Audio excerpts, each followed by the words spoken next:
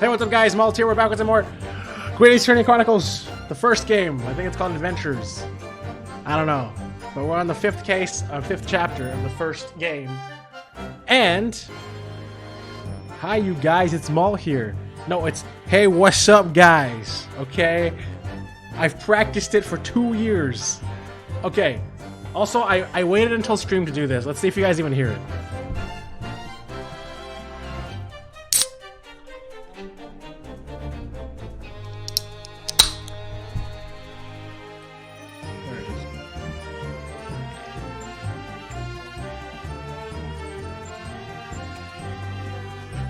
Ultra Watermelon. I've never tried this before, but it's actually pretty good.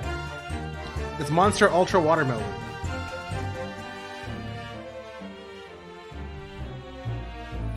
That sounds so good. I'm glad. I know people really like the sound of like a fucking can opening, so I waited for stream to start. Just for anyone who might have liked that. You're welcome. Anyways, that's also, I guess it's also on YouTube. Monster Sobriety Gone. Look, okay. This is a serious stream. I have finished most of my ridiculous work week, and we're gonna go fucking hard today. So I needed the monster. I decided it was a good idea to get monster today. You thought? No, imagine if I got the drink from World Ends Club. I ain't done yet, I know. But I'm almost there, okay? Serial stream? Yes. Okay. Yeah, I know what you're talking about. You're talking about, I actually don't even remember what it's called anymore. Does anyone remember what that drink was called? From World's End Club? Alright, anyways. I don't really remember what's happening, so I guess we'll take this slowly. Oh, actually, I do remember what's happening.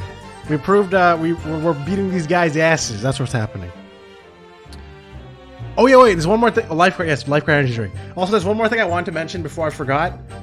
That affected me greatly last stream. So you know how I've been doing these streams, right? Doing my fake ass British accents and shit, or like fake ass whatever accents. It literally messed with my brain so hard. Because after that last stream, when I was like reading shit on like Reddit or like anything, just like looking at stuff on the internet, every sentence in my head was in a fake British accent, and it was really confusing the hell out of me. And I couldn't stop it. Like my brain was just reading everything like that because I was like conditioning myself to read things like that. So that whole night it was just like that. I was like, everyone just sounded so like posh. It was really interesting. Anyways, I went back to normal after I went to sleep, but then it'll probably happen again today, I feel like. Okay. Alright, so we just got inside the gaff and heaved a sigh of relief when the geezer showed his mug. Give me that gun, he bellowed, and then he flew at us like he was possessed. I thought we'd had it. I need to buffer it with like 10 minutes of YouTube videos. Wait, buffer what? What are you talking about? What are you talking about? For an old geezer, the bloke was as strong as an ox. He chucked me over the counter. I pulled me gun on him and then he legged it through that door into the back room. We never had nothing to do with killing him. That's all what happened, I swear. Oh, the English accent, I see it. But all these brothers are willing to reveal this time, is it? They're still hiding something, don't you think? Yes, I'm sure of it, and not just a minor detail either. It's almost certainly because of these two that poor Mr. Windibank, well, you can't let them get away with it, Bruno. I know, but I get the feeling that there's even less evidence at my disposal this time to prove that they did it. That means I gotta press them. We've come so far. Now it's time to finish them off. Here's another random stray thought I had. I really wish I could legitimately make myself do like a kawaii girl voice for girl characters so that I can maximize immersion like crazy for people who watch. That would be so good. Instead, this is the best I can do. The best I can do is what I'm trying to do right now. A voice changer. I've had one. It's not worth the effort. It's not worth the effort. And I was thinking like, oh, what if you did it with someone else who was a girl? But then I remembered if there was someone else there, you have to like, the pacing of the stream can't go exactly as I intend. So, nah. Alright, anyways. Well, I'll do my best. Alright, so we just got inside the gaff and heaved a sigh of relief when the geezer showed his mug. Hold it! When you say geezer, I presume you mean the victim and proprietor of the shop, Mr. Winterbank. Well, sorry, I mean, that's right. We was keeping a close eye on the entrance to the gaff, obviously. But we never thought no one was going to come out of the back room like that. The back room being the pawnbrokery storeroom. Yeah, that must have been where he popped up from. Only place he could have been.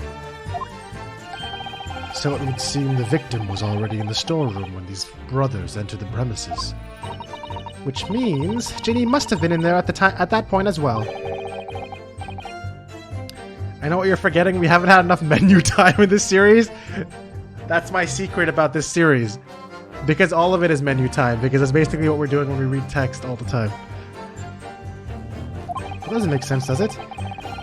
If Gina had threatened Mr. Winterbank into the storeroom with her at gunpoint, then why would he have emerged from the same room all alone when the brothers arrived? Oh, I don't know. Did you see the accused at the time? What, that Maltosier? Couldn't tell ya. No way, Cobber. We had a bigger fish to fry then. I mean, the old geezer just lost it. Was it AIDS? Oh, ads! Oh, yeah! Oh, yeah, we didn't play ads, so people don't get pre-rolls. Oh, yeah! Alright. Alright, Chocobo. Chocobo, you know what to do. 180. Let's do it. Let's do it, dude. It's slash commercial. I'll wait, don't worry, I won't actually progress the stream. I'll just sit here. This is real important.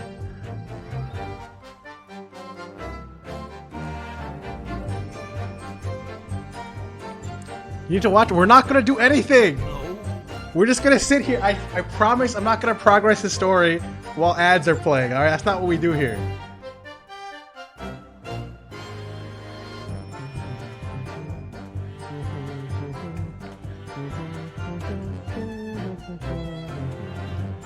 Is there actually ads playing right now? I have no idea. nine fucking ad. Wait, Glitch is the only person not subbed again. This is literally a personal ad for Glitch. We can say anything we want. Glitch is really cool. I think Glitch is a really important part of this community. I'm really happy that Glitch is here. And hopefully he doesn't actually get offended that we keep bullying him. We're just doing it in a peaceful way, you know? I think Glitch is a great part. You got no ads? Wait, what?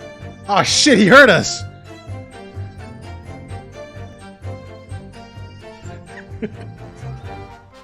Wait, you can just refresh the stream and the ads disappear? Alright, well hopefully Glitch didn't hear it. Glitch didn't, no you can't, it's not cool that we can't run more ads. He outsmarted the system, we gotta commend him for that. That's a very nice thing to say. Well, I didn't say anything. What are you talking about? Okay? Whatever you heard is a lie. Alright, let's go.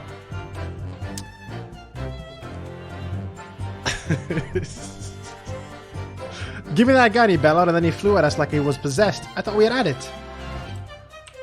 Alright, I gotta really focus now. I'm gonna actually focus on the game. Let's actually focus and make some progress, or else I'm never gonna finish this fucking game. Let's go. You mentioned that Mr. Winterbank shouted those words in your previous testimony, too. However, you claim that you heard him yelling them on the other side of the storeroom door. Oh, did we? But the truth is, he was shouting those words at you, wasn't he? Well, yeah. Was the victim Mr. Winterbank wielding a gun at the time? Stall with you? Yeah. No. Was he ever? Blimey lummy? Okay, am I saying this right? Is it Loomy? Blimey Loomy? Or Blimey Lummy? Blimey Lummy? A great ugly barrel ad, pointing straight at me. Point is straight at me, frontispiece. So what you're saying is, you definitely saw Mr. Winterbank with the gun at the time, is that right?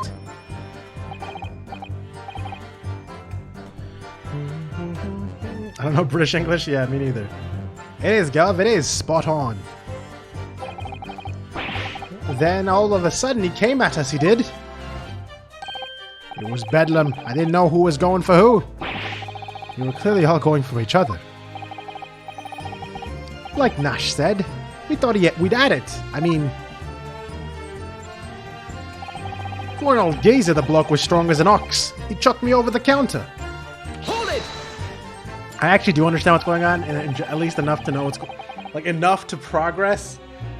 It's actually been interesting trying to do all these accents for the. I've always wanted, like, okay, here obviously I'm like one of those people who are like, oh man, I really wish I could do voice acting, like almost everyone else probably feels. So it's fun to be able to do something like this on stream. Yes, I noted that you mentioned the counter in your previous testimony, too. Well, yeah, of course we did. How was that? Oh shit, hold on, one sec. One sec. Alright. He charged and chucked him over the counter. Yeah. Also, I did actually record some takes to try to voice act for something that was created by one of the games I played on YouTube when I actually was uploading shit on YouTube, Conran Zanki, that was like Danganronpa. The developer of that game got like I got in communication with them while I was playing it. And also they're making a new game and they asked if I wanted to audition for roles and I did. So who knows if that'll go anywhere, but I tried. Alright, you knocked over a load of books, a candlestick and some skull whatnot. I got tangled in some marionette, what knocked over a picture frame, what knocked them scales on the floor. So in fact, it wasn't the sound of the gunshot that shocked you and made you knock those things off the counter. Well, big brother went flying over the counter like a gunshot, I can tell you. And then the geezer pinned him. Yeah, I mean, there's a lot of people applying. I mean, a lot of people doing auditions. I'm like one of like several dozens, so who knows? Some of them are pretty good because you can actually listen to each other's auditions. He did, Nash, he did. If you hadn't been there, the bloke would have flattened me like a bloomin' pancake in seconds. You keep getting ads after reopening it. Why do you keep reopening it then? At the time in question, the alarm was raised at the local police station via a secret cable from the pawnbrokery. There is a button under the counter that used to activate it, which was presumably pressed by the victim. Makes sense? That's right. When the brothers fled the scene and back onto the street, they ran straight into the arriving police, didn't they? Poor Mr. Winterbank. He did everything he could to protect his shop. I pulled my gun on him and then he legged it through the front doors into the back room. Hold it! Were you intending to shoot Mr. Winterbank? No, never. I just was, you know, looking out for me bruv, alright? It was being flattened, don't forget. By a man whose shop was being burgled, yes? And then the man fled into the storeroom when you pointed your gun at him, is that it? Hey, Jeff, what's up? Yeah, that's it. He shoved me away, then ran off through that glass door. No, he didn't run through a glass door. Ran off through that door and shut himself in. There's something about that last remark. Something that doesn't quite ring true. I wonder why Mr. Winterbank ran away into the storeroom. What? Hey Jeff, did you get a pre-roll ad when you accessed the stream? If not, you're welcome. Glitch sacrificed himself for you. Looks like Case 5. Yeah, it's my third stream, I think, in Case 5. Well, according to what everyone's saying, Ginny wasn't there waiting for him with a gun. Ah, yes, that's right. Gina allegedly used Mr. Winterbank's gun to threaten him and force him to open the storeroom door. In which case, how did the gun end up in Mr. Winterbank's hands again? Keep distracting. No, I'm not distracting me. I mean, what? I have no idea, but that is strange, isn't it? It's a little inconsistent. It could be significant. I should make a mental note of it. Okay. Look, the point is, me and me bruv here. That's right, Nash. That's right. Me and me bruv here. We never had nothing to do with killing. We're killing. Hold it! True. I usually just keep your stream in the background while working, studying, or playing LOL. That's cool. I'm glad. I honestly think that's a huge honor because I love keeping streams on in the background when I do other stuff too. In a way, like, okay, here's my personal reason why. Because I think it feels like having company, you know? It helped me a lot when I was like living on my own a few times too. That's how I got into Let's Plays and shit like that. And I don't know, it's like fun to just randomly tune in if you hear like something go crazy, like what the fuck's happening? You say you had nothing to do with it. Nothing at all. Nothing, Gov, nothing. The old geezer went and shut himself in the back room, didn't he? Locked it was from the inside. We know it was because we tried to open it. But it's a decent door, that one, good and strong. Wouldn't budge an inch. I always fall asleep to Twitch streams. 100%. I literally, it's really funny though, because I fall asleep to the weirdest Twitch streams. It's usually bigger streams. And I decide to, most easily fall asleep to Tyler 1 playing League, even though he fucking screams so much when something crazy happens. But for some reason, I just sleep through it like a baby through it. And he always streams until like 4 a.m., so it's usually okay. So in the end, the situation remains unchanged. Inside the storeroom of the pawnbroker, there was only one other person. The sole person who could have possibly shot the victim, the accused, Mr. Gino Lestrade. Ah. Would indeed appear so. What say you to that, counsel? I don't know. Was there anyone else apart from Gina who could have possibly shot Mr. Winterbank? I mean, there has to be someone else, right? Or else I'm literally saying Gina's guilty. But maybe I don't have the info yet for it. I'm just gonna YOLO it. Mr. and Mr. Mr. Fuck, dude. I keep saying Mr. and Mrs. Mr. and Mr. Skulkin. Eh? What? What's that look for? I've tried sleeping with music before, but I get so into the, like when I listen to music like that, I just focus so hard on the actual notes. I listen to like every note in the background, in the foreground, every different instrument, and then I get so fucking focused on it that I can't sleep. So I can't do that. I need someone to talk as white noise or something. Something that I don't really care about. Or like someone clicking their keyboard or some shit. They're married? Yeah, maybe. Maybe they are married. From the moment you admitted that you'd encountered the victim face to face that night, the course of this trial changed completely. It did? I tried lo-fi music. What is your point, my learned friend? The question is, we must answer who could have shot Mr. Winterbank. No talking in the Sorry, I prefer my dongs to always have talking in them, alright? 100%. It is the belief of the defense that the defendant is not the only possible answer at all.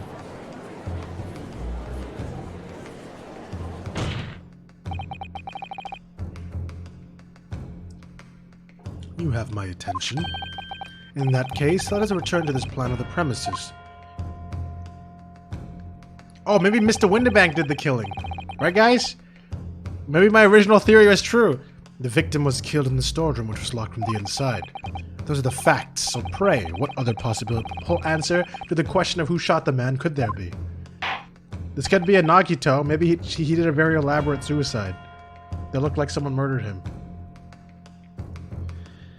Counsel, you must now provide answers to the court in respect to the two conundrums.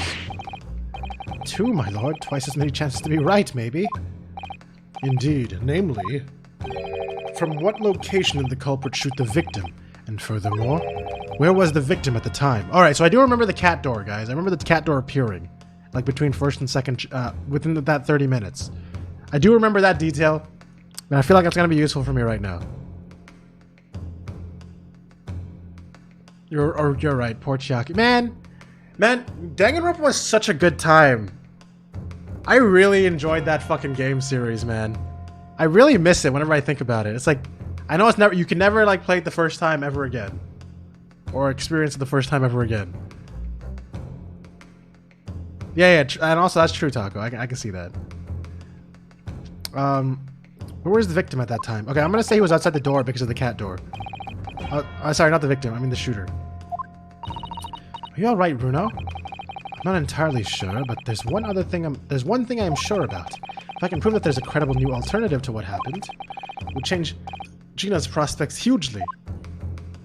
I missed all of it, do the game again on stream, Well, if you ever feel like you need a lot of white noise or focus noise or whatever, the entire 200-something hours is on YouTube, which is overwhelming to think about, but just try it one stream at a time if you want. So, now, time for some clarity. Show the court on this plan. You're not watching all that? Yeah, I understand. Show the court on this plan the answers to the questions posed by his lordship.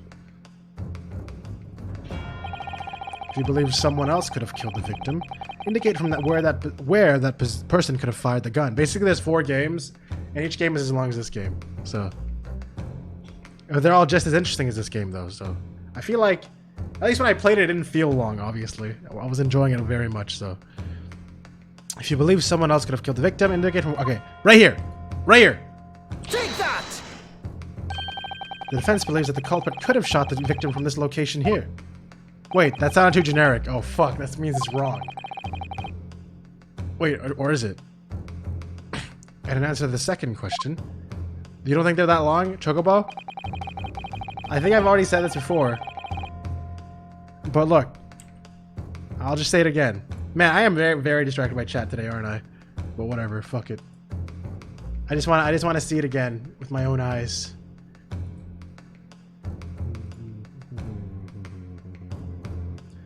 Hello, you stupid ass piece of shit, Steam. Just let me see my goddamn library. Okay. So the first game, I have 39.9 hours playtime. So basically 40 hours. And then I never opened the game again, so I know that's pretty much accurate. Okay. The second game, 55.5 hours. I might have actually opened this game again, though. So maybe it's a bit less than that. Ultra Despair Girls was only 29 hours. I really like that game because I really like Komaru. And then V3... Oh, shit. Okay, but V3, I did actually play the fucking side games a bit, but not that long. But it says 85 hours. I do remember V3 feeling very long, though, so maybe that seems about right, honestly.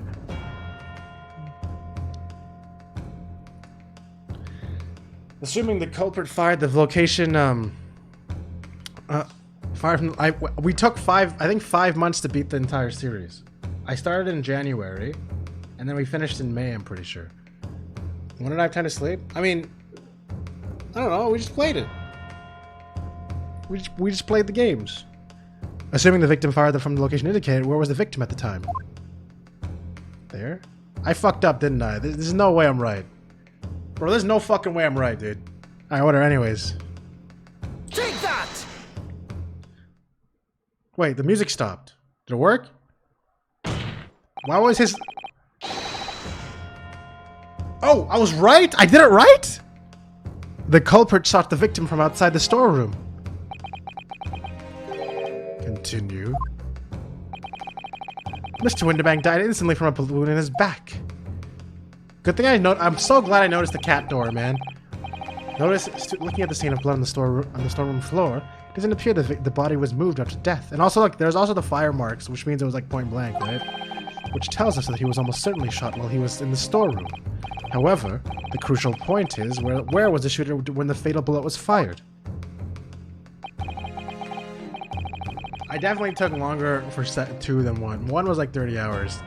2 was fucking 50 hours, man. At least on my stream. So you are adamant that the shot was fired from outside the storeroom? Well, according to the Skulkin brothers' earlier testimony, yeah, but I specifically noticed that the cat door literally doesn't exist on the first picture before the firing happened, like before the shooting happens. I don't remember if you were there when I noticed that or not, which means someone actually used the fucking gun somehow. The invention that she made. Well, according to the Skulkin brothers' earlier testimony,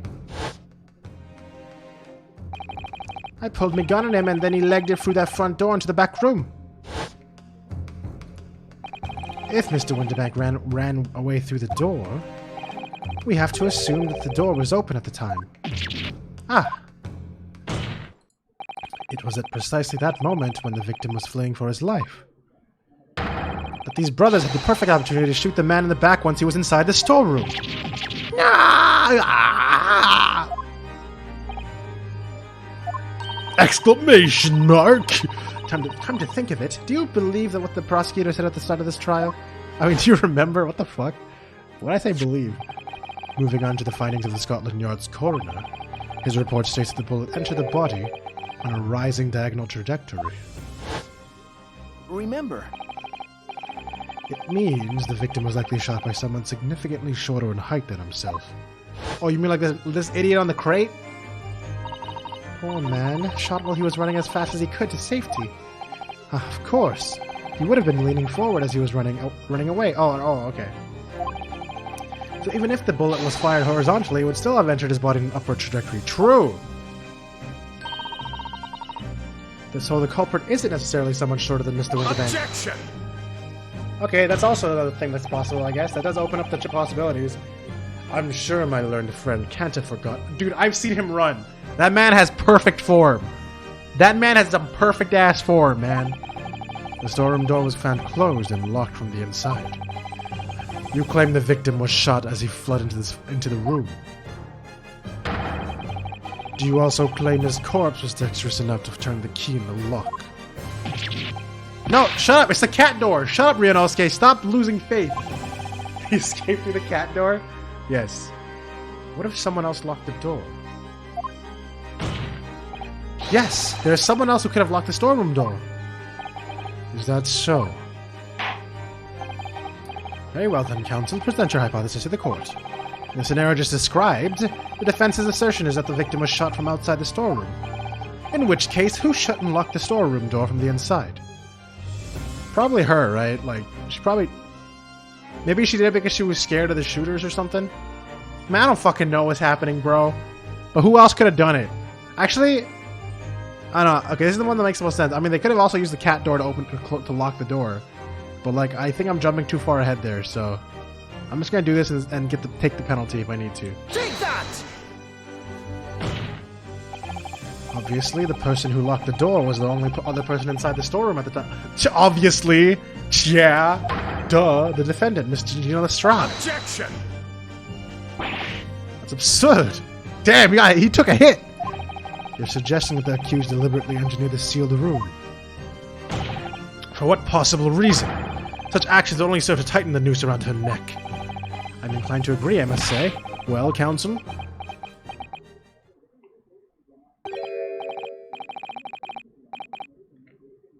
You missed a chunk of text last night because your finger was on the switch screen and it was basically on autoplay. But there's a history button, though. You could have just checked that. Ah, yes, the tricky one, that, isn't it? Half-baked notions have no place in my courtroom, counsel. Remember that, please. But of course, Ginny would have locked the door. It almost goes without saying, doesn't it? It does? Well, if I was Ginny in that situation, I know I would have locked the door. As quickly as I could. I mean... Those two burglars had just fired a gun in her direction, hadn't they? Oh yes, obviously. Before the two brothers arrived, Miss Lestrade and Mr. Winterbank were in the storeroom together. Now, I don't know what went on between them at the time, but at some point, Mr. Winterbank must have heard the intruders breaking into his shop and then left the storeroom. Intruders, eh? Assets, bruv? If your theory is correct, that would leave the accused alone in the storeroom. Yes, it would. Then probably only moments later, the victim fled back to the storeroom door, hoping to escape danger. Then bang! And in the back by the bullet, Mr. Winterbank fell into the floor where he was, just inside the store. And what we have to ask ourselves now is, what would the defendant have done in that moment? Ah, I see where you're going with this. Outside the storeroom was a terrifying killer who had just murdered Mr. Winterbank. As soon as that thought struck Mr. Strahd, she slammed the door shut and locked it, in order to save her own life. Hold it! But I mean, we ain't the ones who done it. We ain't, Gov, we ain't. You gotta believe us. I mean, come on, we've never shoot no one. Okay. Bruh, Objection! you literally shot somebody. That's blatantly untrue. I know for a fact that you would. Because before my own eyes, you shot Mr. Herlock Sholmes. There is only one logical conclusion here. Mr. and Mr. Skulkin, you brothers had every opportunity to have been the true perpetrators of Mr. Winterbank's murder.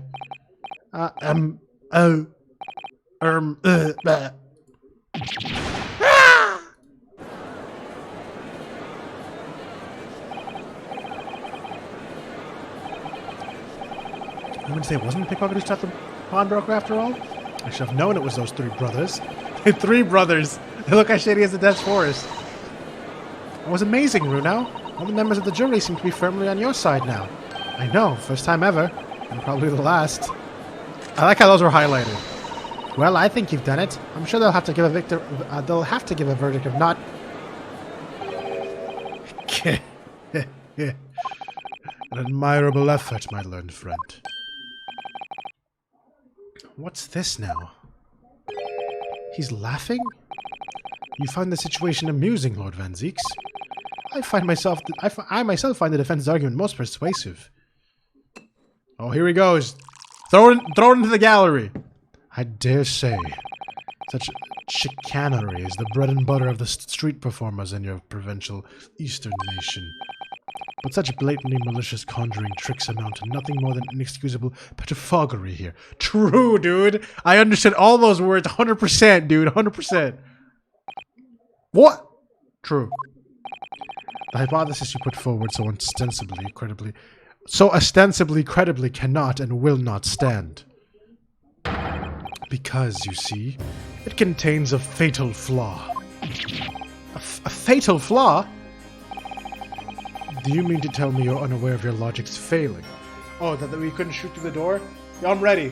No, that's wrong. Bro, I'm ready. I say, Lord Van Zieks. Might be an idea to explain this bodily conjuring trick or whatever it is to the troops on the ground, The fatal flaw in my learned friend's argument is really very simple to understand. Assuming you're not too dim-witted to count bullets. By George, count bullets? Oh dear. You noticed then. Huh? What's everyone talking about? Counsel. Yes, sir? Tell the court, how many bullets were found at the scene of the crime? Two. 2 bullets. Correct. The first that would hit the victim in the back, ending his life, and the second that was which struck the detective, Mr. Herlock Sholmes, on his arrival at the scene. Indeed. The defense presented a picture showing the damage caused by the second bullet earlier in the proceedings. The bullet which injured Mr. Sholmes appears to have been passed through his body to strike the calendar.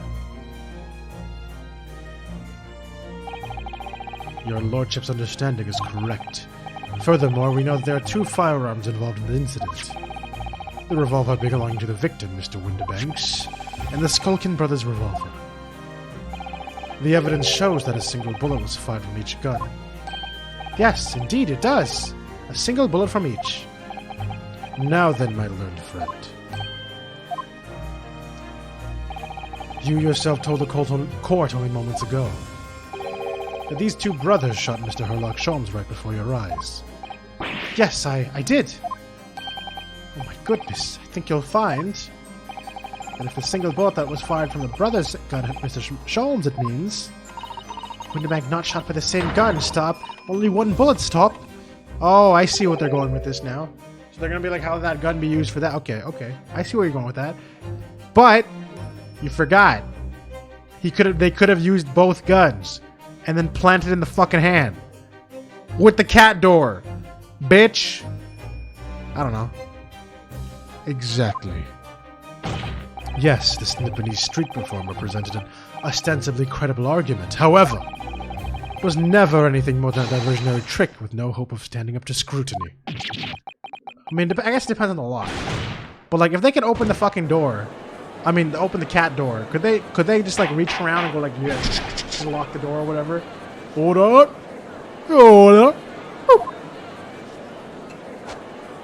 Oof! Pray, forgive the discourtesy of flinging the dregs of this hollow nectar into the public gallery. Lord Van Zieks. But this court needs to open its eyes. The accused, Miss Trina Lestrade, is no ordinary little girl. Despite her young years, she can regrettably no longer be described as a juvenile. No, the person in the dock is far from a law-abiding citizen. She has a past riddled with criminal conduct. The truth is, the accused broke into the pawnbrokery on the night in question with a loathsome intent. As we can see beyond doubt in this print, which depicts her threatening the victim with the murder weapon. And I have here in my possession one more piece of evidence the prosecution wishes to present. The disc. I'll be taking that, whatever it is, of McGilda, down to the yard, thank you very much. No, don't! Don't give it to him! It's mine, that is! Mine! I'm sorry, miss, but anything belonging to Mr. McGilda has to be taken in as evidence now. Yes, that music box disc. McGilda's music box disc. The very day before the hateful murder of Mr. Winterbank, the accused attempted to make off with this article, which clearly doesn't belong to her. And with none of the subtlety of the pickpocket, I might add, but by brute force and brazen impudence. Good gracious! Make no mistake, any sympathy for the accused on the account of her years is misguided and dangerous. There are no depths to which this girl will not stoop if pushed. No crime she would not commit. The court forgets that fact at its peril. I see. I think it would be prudent to take this music box disc into evidence, counsel, as a grim testament to the defendants. Lord Van Zeeks, Inspector Gregson? What? Yes, Inspector. We had a maiden yesterday at the yard with the prosecution service, and, I think it was agreed that this wouldn't be used as evidence. What's this all about? Why is the inspector acting strangely? What the hell's going on here? That's the first time he said anything to Van Zeeks at all. I'm unaware of any such meeting. But those were the instructions right from the top. The government bigwigs were insistent. Inspector, I am the prosecutor, and I alone determine how to present my case. Your warning is noted, thank you. The prosecution wishes to proceed with submitting this disc as evidence, my lord. Indeed, bailiff. Springtime! The prosecution has established the accused's motive, opportunity, and baseness of character. There is nothing more to add.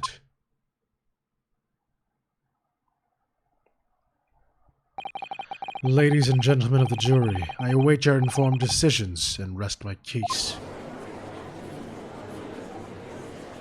Inspector's being a sussy baka, true.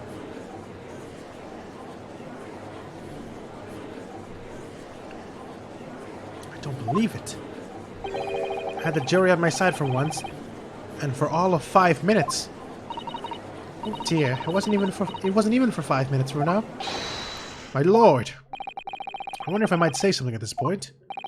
Proceed, Mr. Foreman. Been stumbling about in a bit of fog up until now, if truth be told, but all of a sudden... The answer's bally obvious to me and my men, and there's only one thing for it. Man, not again! I really gotta do this again? Oh no. Very well, the court will hear from the jury. Ladies and gentlemen, you will present your leanings as to the defendant's culpability. Guilty. Guilty. Guilty. Guilty. Guilty. Guilty. Guilty. Alright, I'm gonna pace on their asses right now. You guys don't even know what's about to hit them. They're not even gonna know. They gotta keep up with my pace. We have a consensus among the jury, it seems. When you have eliminated the impossible, whatever remains must be the truth. That's my line. I wrote that for Hurley. How dare he use it against us? Don't worry, Iris. I don't think we're finished yet. There's still more to this case than we realize. And look how calm he is now. Like, that thing happens, he's not even, like, freaking crazy. Like, he's not flustered or anything. He's like, ah, yes. It's my time again. Wait, why is the Russian from the second case here? True. Hi, Poro. Also, yes, we all realize he was there, and it's very interesting that he's a part of the jury, even though he's not even fucking British or anything. Oh, yeah. I did notice the surgeon headbutts the fire thingy, yeah. There must be, because there's one thing that I'm absolutely certain of. Gina didn't shoot Mr. Winterbank. That's beyond any doubt. Very well. We will proceed with the second summation examination of the day. I didn't even say... Bro, I didn't even say that I was gonna do it. He just knew. This man knew it was about to happen. So I was like, yeah, alright. Just get ready, guys. It's gonna be a summation examination. Yeah, it is the Russian Revolutionary, yep. Something Bolshevik. Villain Bolshevik. Mr. Foreman, are you and the other juries ready? Garrett Squadron is primed and ready for action, sir! Very good. So, ladies and gentlemen of the jury, you will each explain on what grounds you have now determined the defendant to be guilty. Herlock's shot, so, actually, I guess he's not shot, but we don't know that. Judicial findings. Once a rogue, always a rogue, I say. Different breed to us law-abiding citizens. As only 2 bullets were found at the scene, I would say the whole case is done and dusted. Get it? Because she's a maid. You don't need a stereoscope to see the truth here. Every which way you look at it, it was that pickpocket. I never imagined that simple operation would cause me such— Stop, please! Please stop talking about the frickin'— I really hate this guy's story about the patient that might have a fucking scalpel inside his body. Please, it makes me cringe so much. The accused attempted a theft on the previous day. I can see I'm in for a busy day ahead. I am ballistics expert. I have seen many shootings. There is nothing I do not know about guns. Oh, okay. Thanks. It would seem that there is little remaining room for doubt. I have to admit, I was rather bowled over by the argument put forward by the chap in black. When that fell apart like a house of cards, I saw that I'd jolly well been hoodwinked. Well, no more. The whole courtroom is turning against me. It's not fair. Iris, that prosecutor's being mean. Just because Ginny's done something she shouldn't have done in the past, doesn't make her a murderer. Scalpel in the body? No. You still think it's the baby from Case 1? You know what? You're probably right. You're probably right. Allow me to savor this fruity vintage while I savor the spectacle of your fruitless debate on this matter.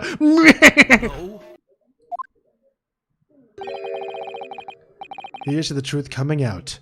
Eventually. But don't worry, I am not fazed. That's enough preamble. Counsel, continue with proceed with the summation examination. Slap! Yes, my lord. Meet on the Mukuro Ikusaba, the 16th student. Got him. Lying hidden somewhere We got in the him. school. The one they We call got the him, dude. ultimate despair. Watch out for her. The defense's rebuttal. Once a rogue, always a rogue, I say. Different breed to us law-abiding citizens. Hold it! Just because Miss Lestrade has a history of pickpocketing, she must be guilty of murder. Is that what you're saying? Ah, well, we're all members of the British Army, so quick to judge. I beg your pardon? Are you mocking Her Majesty's Armed Forces, the greatest military organization in the world? No, I'm simply illustrating my point. Making assumptions about people because they're a soldier or a pickpocket is wrong and dangerous. Well, yes, might have a point there, I suppose. But let's not forget the girl had already shown that she had in her from before. She's clearly a criminal sort through and through, can't deny it. When you say that she'd shown she had it in her, are you referring to this? Exactly. I tried to strike that only a day earlier, Or am I mistaken? Not exactly. Given that I was actually there at the time, it's hard to refute that. I've never actually seen the real thing. Can't wait to have a closer look at it. I get it. Spray it. I get it. You want us to spray it. You know what? Fine. I'll do it right now, bro. I'll do it right now, okay? You don't have to sassily sass me like this, okay? Here, spray it right now. Oh, Bruno, look! This is blood! Yes, you're right. Just a small smear, but definitely blood. Actually, I feel as though I might have noticed that before. Then it's my time to shine again. I'd be waiting forever. Alright, hold still with that disc, Bruno. Can we get this done quickly, Iris? In a flash! What is it? What color is it? Green! Wait, what? Our assumption was wrong? Wait, I'm so confused. What the fuck is this? Oh, it's the fucking guy in the hat! It's gonna be the guy in the hat. Oh my god, the guy in the hat, bro! I forgot about him! That motherfucker! Wait. The guy in the hat is Sherlock? The guy in the hat? Yeah, the guy, you know? You know what I'm saying, Poro? You know what I'm saying? What is it? It's just that green. It's not the first time we've seen that color, is it?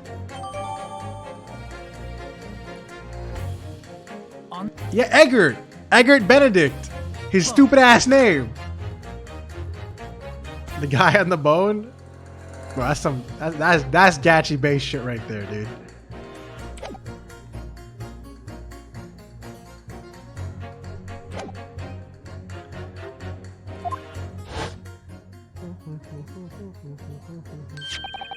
Mr. Sholmes did use his caramel bars to make a copy of the disc, didn't he? Then he ordered every type of music box he could find from across Europe. Neat. We still don't know what tune plays, though, do we? I'd love to see how the original compares to Hurley's copy. Gild's disc. Could it be a clue somehow? Perhaps we should examine it in more detail. I already did. As only 2 bullets were found at the scene, I would say the whole case is done and dusted. Hold it!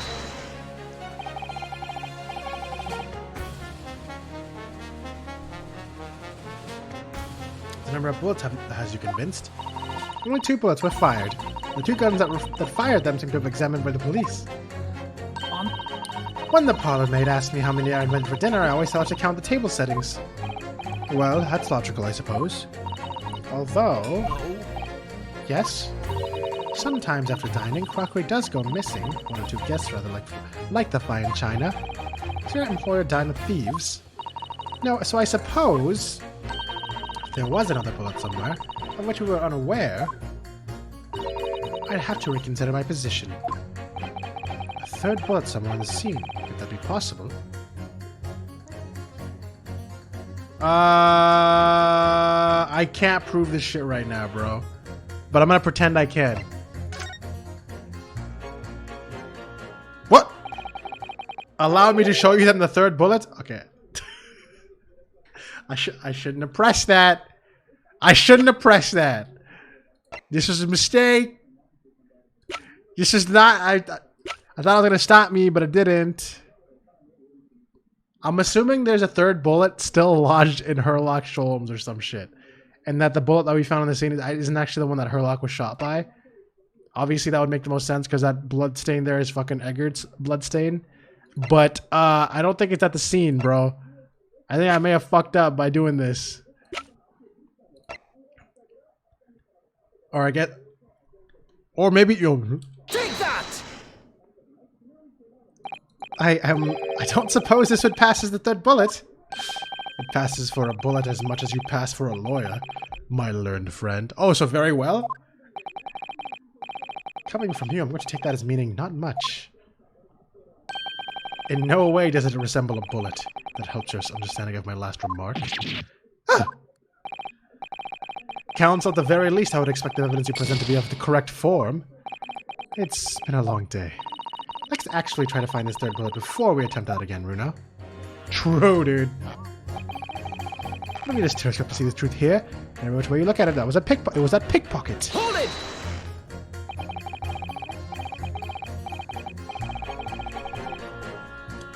So, if I understood correctly, you need 2 pictures. A left eye one and a slightly different right eye one. Exactly! And then you can see that scene in 3 dimensions, like this! I love that part where everyone crossed their eyes, man. That shit was so funny. So, if we have 2 bullets, I don't suppose you can see anything useful with them. I think you'll find that no matter how much you squint, the truth of the situation always looks the same here. Only person who could have shot the victim is the girl in the dock. How can you be so sure of that? Think about it. Skulkin brothers shot the great detective, didn't they? Yes, that's been mentioned once or twice. Well then, surely it's come into focus now, isn't it? This is a waste of time. I'm not going to change this man's mind anytime soon. True, so I don't want to ignore this guy. Yo, Bugsy! Wait, how long have you been here? Also, yeah, you want to make them into emotes? That'll be awesome. If you made them into emotes, I would add them to my server as well. Have I only just now? No, don't tell me he was actually this whole time, bro. There's no way he sent a billion messages without me realizing. Oh my god, he did! Wait. Oh, he did a mudkip on the bone. Okay, did he do anything before that? Look, alright, I just kept hearing a lot of sound commands. I just kind of tuned them out because so many people were spamming them.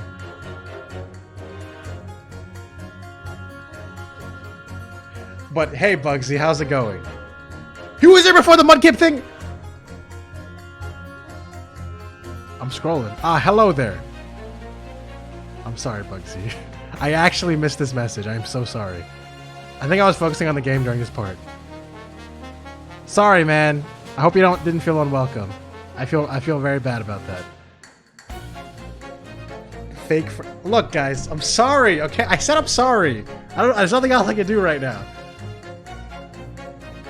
I never imagined that simple operation would cause me such grief. I don't want to do it, bro. I don't want. Wait. Oh my god! Did he fucking? This is gonna be important. This is gonna be important. He operated on Herlock Sholmes, didn't he? This motherfucker probably fucking. I have to press this, dude. I have to press it. Hold it!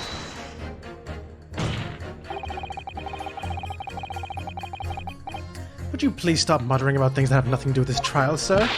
The defendant's life is on the line here. Well, the thing is, I couldn't really say that it was nothing to do with this trial, to be honest. Huh? I mean, there's no question that the man was shot, but the bullet had simply vanished from his stomach. It's quite inexplicable, don't you think?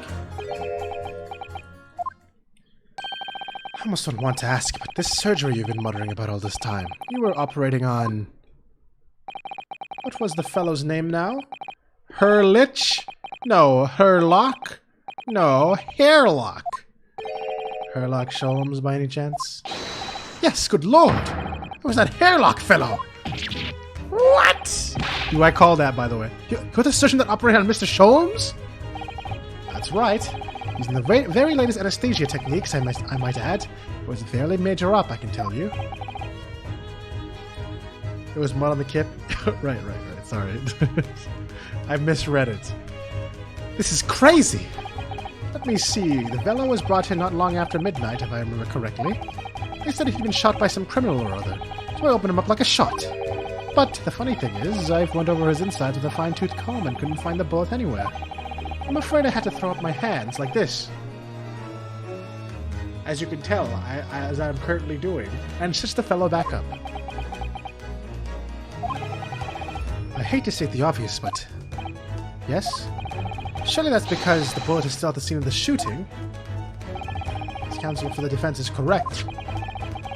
This is clearly shown in the photographic print. The bullet that the Skulkin Bros fired at the Mr. Sholmes hit him in the stomach region, and exited his body and lodged in the shop hall where the calendar was hanging by the door. I think you'll find it's really quite simple if you just consider the problem three-dimensionally. Ha! Who do you think I am, son?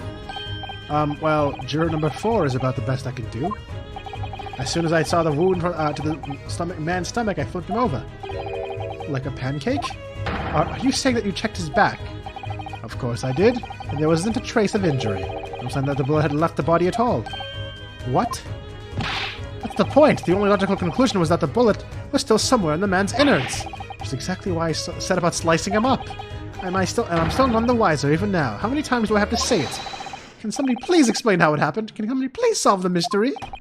It's almost as much of a mystery as how this jury was put together. Because they're all relevant. Okay, so I could pit that against the 2 bullets made, but let me see what else we got here. The accused attempted of a theft. Okay, who cares?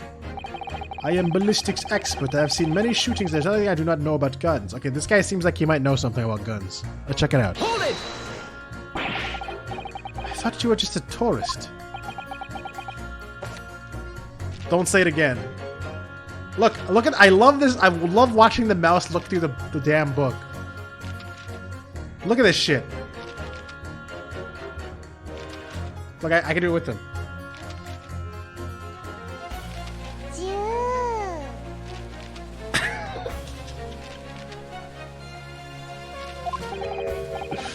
Good day, I am visiting London for sightseeing. I would like to take bus to Crystal Tower, please. There's no way he's just a visiting tourist. So, you're a ballistics expert. Who knew? Mouse would be cute if he wasn't into asphyxiation. What do you mean? That's the cutest part. I must have experience. I have much experience with guns. Ah, I have lived through many, how do you say, extreme, violent bath of, blood of, extreme violent bloodbaths, perhaps. Those extreme violent bloodbaths. English is a very difficult tongue. Considering the sort of people you associate with, I'm surprised you still have a tongue. Anyway, if you have questions about bullets and guns, you ask me. There is nothing I do not know, no mystery I cannot solve. He's very confident in his knowledge of guns, that's for sure. But, if possible, please only in Russian language. He's not very confident in his knowledge of English, is he? No, still, we should bear it in mind. He's a man if there's a mystery about guns or bullets. There is definitely one of those!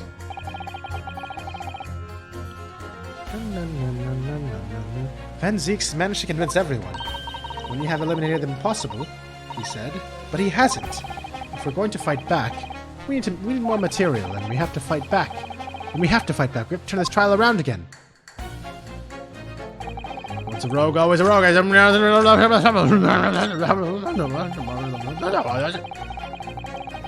Oh, he literally says, "Where's an expert when you need one?" Wow, I wonder if it should be this one, guys. Objection!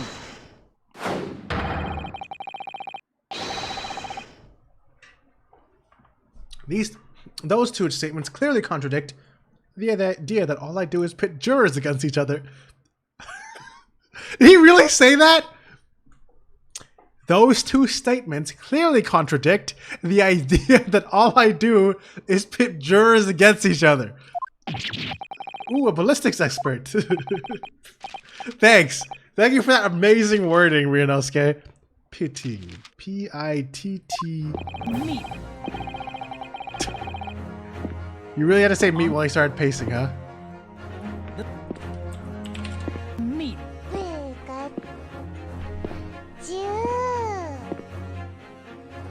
On the night in question, Mr. Sholmes was shot by one of the Skulkin brothers.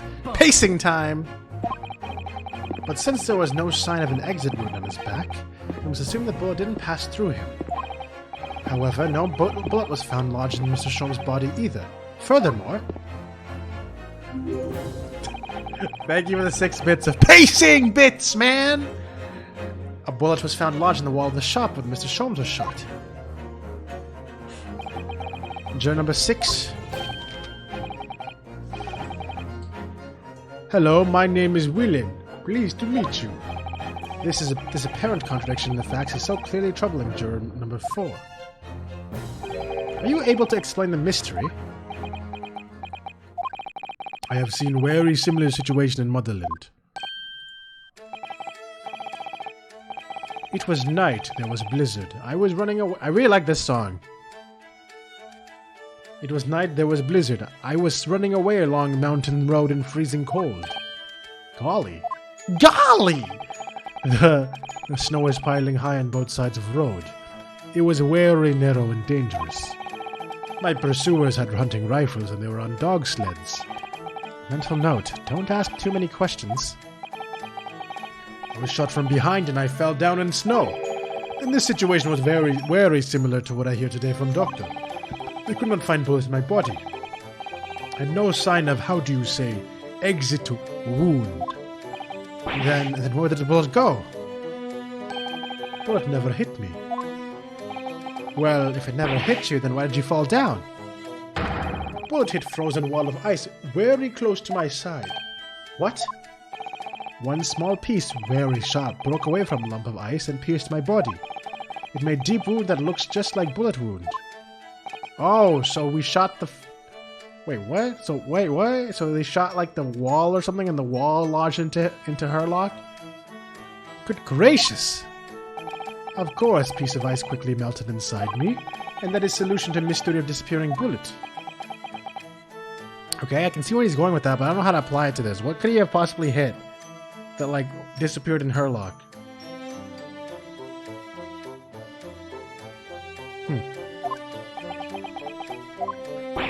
But that doesn't answer the question at all. The shooting happened in a pawnbroker's shop. Not some snowy mountain road in another country. Just an idea, but we might not be looking at exactly the same scenario here. Bruno, where exactly was Hurley shot again? Well, according to the... Wait! Was it the fucking... Bro, was it the Did his caramel kill him? Did he get shot by his caramel? That ass, I'm sorry. Wait, what? I don't even know what ass you're talking about. Well, according to the report in his stomach, sort of around this area, I think. Well, that's precisely where he always wears a little pouch on his belt. A pouch? I think I might have noticed something like that. Because the caramel could dissolve in his body. I mean, that makes sense to me. He said, what could the bullet disappear into? Oh! Wait, what? Oh, so we're saying the bullet actually fell, like, shot into his pouch, and then his pouch shot him? And it just got stopped? Okay, we'll see what I don't know, man. Maybe I'm not following properly. Yes, a pouch. It's where he keeps 3 glass vials of very dangerous chemicals that he uses in his investigations. Oh, okay. That's much worse. What? Really? Can caramel split like ice? You said dead ass.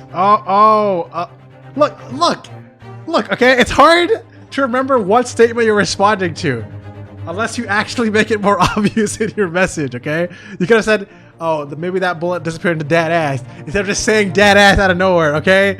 No, don't come on malt me. Just remember. Okay, you know what? Doctor, where is the pouch Mr. Sholmes was wearing? Well, the fellow had nothing like that on his person when he arrived at the hospital, as far as I remember. That was almost perfectly in sync with me saying remember in this fucking dialogue. If I may. What Van Zieks? While I realize it is forbidden for the prosecution to interject during a summation examination, I should inform the defense that I had the pouch in question in the antechamber outside the courtroom. Sorry? As I understand it, when the police arrived on the scene and found Mr. Herlock Sholmes injured, they removed the pouch in order to assess the wound. Ah, thank goodness! I thought I was getting forgetful for a moment. Since then, it has been in my safekeeping along with all other evidence related to the case. I can personally vouch for the fact that it has not been touched since the incident occurred. Can you personally vouch for it, though? You know, very well, while extremely unconventional during a summation examination, I must demand the prosecution presents the item in question with all its speed. Bring forth Mr. Herlock Sholmes' pouch. Not his sack, just his pouch. Nice pun. Thanks, Pikachu. At least you didn't tell me to get out like Taco always does.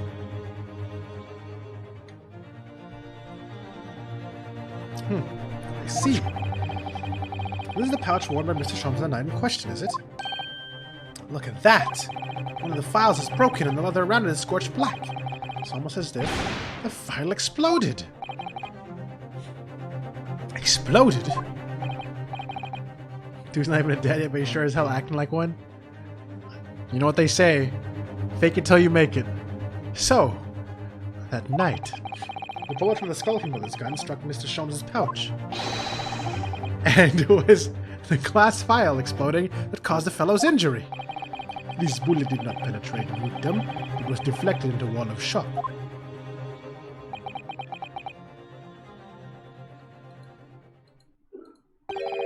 A delightfully complex aroma. Well, it would appear one mystery has been solved at least. Though it has no bearing on the truth of this case.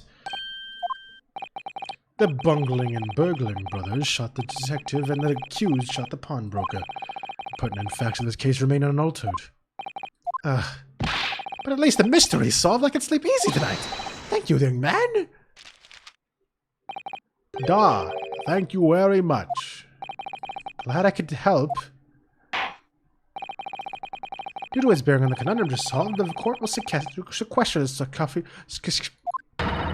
Hurley's pouches and Scruffy. Guys, I'm so good at reading, man. Holy shit, I'm so good at reading. Alright, anyways, I gotta look at this. There's gonna be a bullet in here. Watch us find a bullet in here, boys and girls. Check this shit out. You guys ready?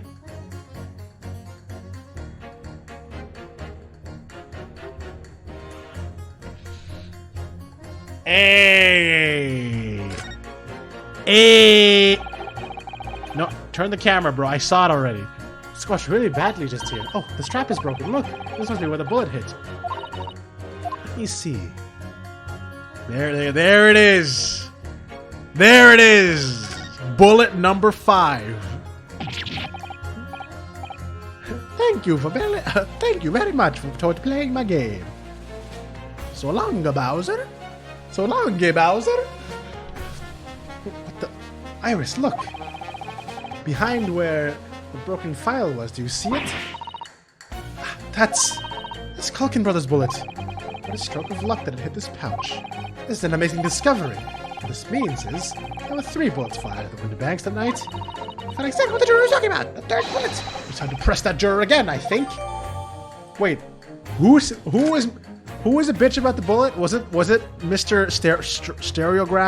Stereoscope Man? Maid? No, it wasn't. Was it? No, it wasn't. The maid just randomly said maybe there was. Oh wait, was it the maid? Maybe it was the maid. You're right. You know what? So fuck the. Oh, the stereoscope guy was like unconvincible. I remember now. Please, my lord, a little more time. After all, that's a new piece of evidence. Could be a valuable clue. You can't afford to overlook anything here, Ryunosuke. There's still a way to turn this around somehow. I'm sure of it. My favorite best girl, juror number 2. But she's juror number 1 in my heart. Alright, let's go. Hold it! Maid-sama! You. Taco, do I just consistently disgust you? Is that why you stick around for some reason? Seems like some sort of torture for you. Alright. I can prove it! Without a doubt, the 3rd bullet is right. It's literally called the 3rd bullet. Take that!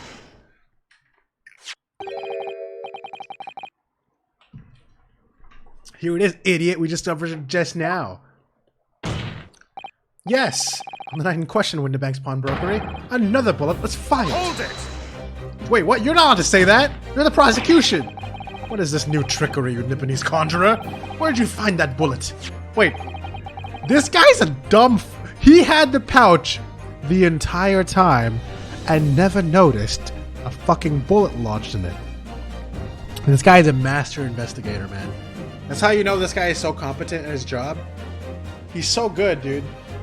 He fell a bullet behind your ear, Van Zeeks? Yes! Literally what happened here was Ryunosuke went up to Van Zeeks and was like, hey, what's that? What's that behind you? Oh shit, it's the 3rd bullet, bitch! It was lodged inside Mr. Sholm's pouch. What? The pouch was removed. I can't stop imagining that stupid scene.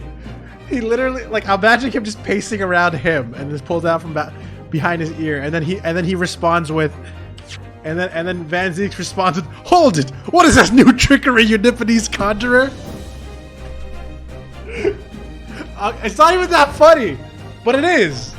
All right, anyways, This pouch is removed from around Mr. I need to draw that, bro. I need to draw a really shitty fucking webcomic. I mean, like one of those fucking comics, like a few panels. I feel like it's, man, I gotta do that shit. All right, this pouch is removed from around Mr. Sholmes' waist before he was taken to hospital. Because he gave me an idea. Are you gonna do it? Yeah, you can do it too. And since then, it has been touched by no one. Do you mean to say the shot fired by the Skulkin brothers that night? Yes, as your lordship has surmised, it hit his pouch. But that makes no sense whatsoever. We already know the whereabouts of the bullet fired at Mr. Sholmes. It's clearly visible in the photographic print. 2 guns from the scene have already been submitted to the court record as evidence. All the dead glasses and watches. Oh, true. That'd be awesome. I'd love to see that. Yes, that of Mr. Winterbank and that belonging to the Skulkin brothers. An examination of both guns revealed that only a single bullet had been fired from each. Ah. But that must mean there was a third gun. Now, on the night in question, 3 bullets were fired. However, only 2 bullets were fired from the guns recovered from the crime scene. Until that incontrovertible inconsistency is somehow explained, we cannot and must not pass judgment. Ah, yarg!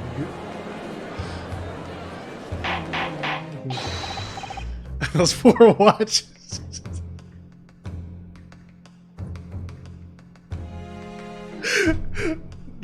God damn it! I'm just like imagining this guy in the back, like, I say, this trial has been running for quite a while. He looks at his watch, and a fucking bottle just comes and smashes his watch. My grandmother gave this to me. Okay, anyways, order. I think he's talking to me. While the summation examination remains incomplete, the court has been presented with new facts. Facts that would appear to shake the very foundations of upon which the case against the defendant has been built. As is my prerogative in this situation. Malt's cracking up. You guys got me in that fucking giggle mood, man. Y'all got me in those giggles. This has happened before. It definitely has happened before. I remember this happened a lot during Jackbox Quiplash streams at like 12 a.m. Is anyone here remember those? I hereby temporarily suspend the summation examination. By Jupiter. What? Babe. Oh yeah, I did actually drink Monster every other time I got the giggles. Maybe Monster is the one that causes this shit. Bring the witnesses back to this. I think we actually have a clip of those shitty ass Quiplash. Man, I should go through my clips someday and see if we find anything good. Bring the witnesses back to the stand at once.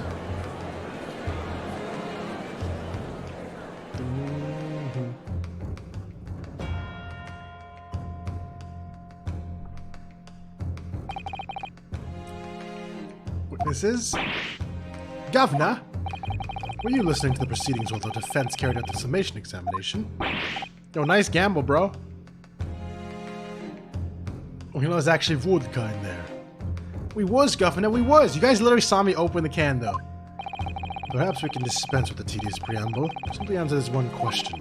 A third bullet has been identified at the scene of the crime. What do you make of that? Make of it, Gov? I don't make nothing of nothing if I can't help it.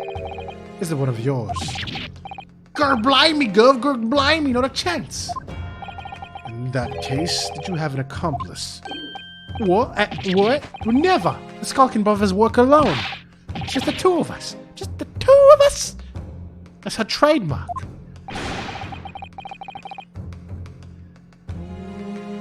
Do it again? Oh, he will. How soon you forget poor Sulky. Only 2 of the bullets from the crime scene originated from the firearms we have in evidence. The 3rd bullet was fired from another gun. Where is it? Lumi, that's an head scratcher. Counsel for the defense. Yes. I should like to hear your thoughts regarding these new developments. The 3rd bullet, and the mysterious missing firearm whence it came. Thinking back over all the testimony we've heard, and all the evidence we've seen, I think I'm starting to form a picture. A picture of what really happened that night. My lord, I think it's clear that this third blood tells us about the Skulkin brothers. They had a secret accomplice. It had nothing to do with them. Wait, I don't know. Do I say they're attached to the man? To fucking Yoshikage Kira? I'm a lawyer, Glitch. Alright, well, it looks like I don't take damage if I make this wrong guess, so fuck it. That night in Winterbank's pawnbrokery, the brothers must have been working with a third man. The witnesses are clearly doing their best to cover up the existence of this accomplice, while the evidence also points to the fact that there was someone else present, someone carrying a gun. Objection! What is a lawyer? You don't know what a lawyer is? That's what I'm doing right now. I'm being a lawyer right now. Don't you understand? An accomplice, you say? Pigs will. These protracted proceedings have already forced us to endure 2 summation examinations. Sorry, Bugsy. I was actually about to, and then I saw that Chocobo was super far ahead of me. Yet, in all that time, there's not been a murmur of a third man. If this apparently wraith-like being exists,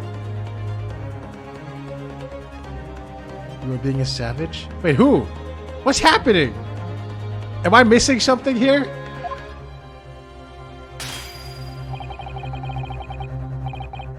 The court must be shown hard evidence. Without it, this fantasy will be crushed. I'm actually completely lost with chat right now. Who's being a savage? What's happening? Who? What? Where? When? How? The prosecution demands answers on 2 counts. Firstly, proof, evidence that this accomplice was ever at the scene of the crime. And secondly, the identity of this spurious character. The Skulkins are lying, I know that. Don't worry, I already know who it is, guys. I have the blood to prove it. I'm being savage, not a lawyer? True. I'm Rionosk Savage. That did not work. That did not sound as good as I thought it was going to sound when I said it, when I thought about the thought in my head. So never mind. Just ignore it. Just ignore that I said that. We can start over, okay? How can I ascertain the identity of the person there's hiding? Well, counsel, I'm supposed to prove the existence of this accomplice and reveal the person's identity even. He's not a lawyer, he's a lawyer! I am ready to present answers. It's out there, someone clip it. Clip what? What is happening? The defense is ready. I believe I can provide all the answers the prosecution demands. So, my Nipponese friend, despite the swimming eyes, you seem to have something to say. This promises to be interesting. Oh, my embarrassment. Yeah, no, don't clip that. We don't need to clip that. I need to use every single piece of evidence available to me if it will make a difference. In that case, counsel, I would ask you to present the evidence without delay. On the night in question, in the moments leading up to the death of the victim, what proof do you have that there was a third intruder present at the scene? Take that! Take that! The evidence is right here, in this portfolio. No hesitation! By Jove, that portfolio again, is it? Do you expect the court to rifle through your papers itself? Be more specific! You claim one of those blood samples proves the presence of this third intruder. Well, which one is it? That one. Take that! What am I looking at here? There appears to be some green paint or such like on the bullet hole in the middle of the calendar. That's a bloodstain, my lord. Bloodstain?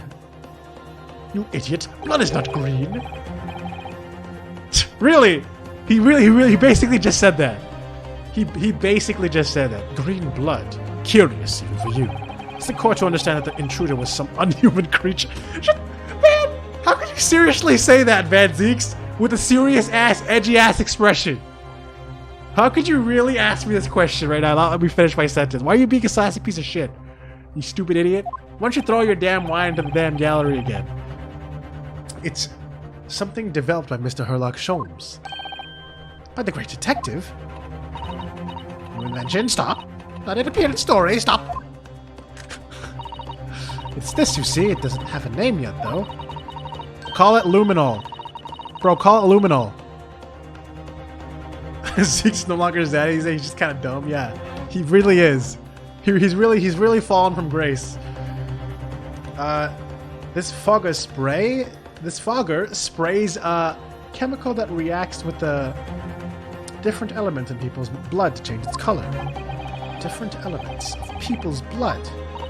Yes, everyone's blood is slightly different, you see, because it's made up of different elements. So by seeing what color it changes to, you can tell in a flash whose blood it is. Ooh, that brings a whole extra dimension to looking at blood. Talk of blood in courtroom. Stop. Very exciting. Stop. As an example, this one shows the blood of the victim, Mr. Winterbank. Ah, a striking blue. Yes, so you see, the green color of this blood stain on the calendar shows that somebody else was shot in the main part of the shop. Now hold fire there, young man. Could be some unrelated incident, couldn't it? No, it's not unrelated. The date showing on the calendar is the date on which the Mr. Winterbank was killed. My golly! Are you dumb? Therefore, we can assume that whoever was shot was all shot on the same day. Then whose blood is it? Well, the skulking brothers in the stand don't appear to be suffering from any gunshot injuries. Which means it must be blood of somebody else. The third intruder, in fact. Objection! But what if it's Herlock Sholmes' blood? Shut the hell up, Van Zeeks. Oh, never mind, I didn't even say that. Whose identity the court is still waiting to hear. You can't delay this any longer, my learned friend. Who is this alleged third intruder? Take that! The man's name is Eggert Benedict. Eggert Benedict? Who on earth are you talking about, Counsel? He paid a visit to Winterbank's pawnbroker on the afternoon before the incident took place, when the accused attempted to deceive the pawnbroker into releasing this article into her possession. That's right. The man identified by the defense, Mr. Eggert Benedict, then attempted to take the article from the defendant by force. Hey, what's up? What's up, Yoshigage Kira? Broker? Yes, sir? I believe this filthy pocket thief has just redeemed an article from you, no? Yes, the article in question belongs to me. I demand for it to be returned at once. Now that's a lie. What are you trying to pull? Give me back my overcoat, you wastrel. And needless to say, any music box discs too. Inspector Gregson was there at the time and can attest to what happened. In the end, it was the inspector himself who took the disc. Can you corroborate this account, Inspector? Yes, my lord. That's more or less what happened. And in the interest of being thorough, I asked Winterbank for a print showing the fellow.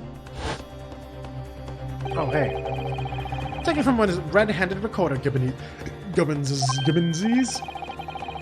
Yes, that's him talking to Mr. Winterbank that morning. And you claim this man is the brother's accomplice. Well, Mr.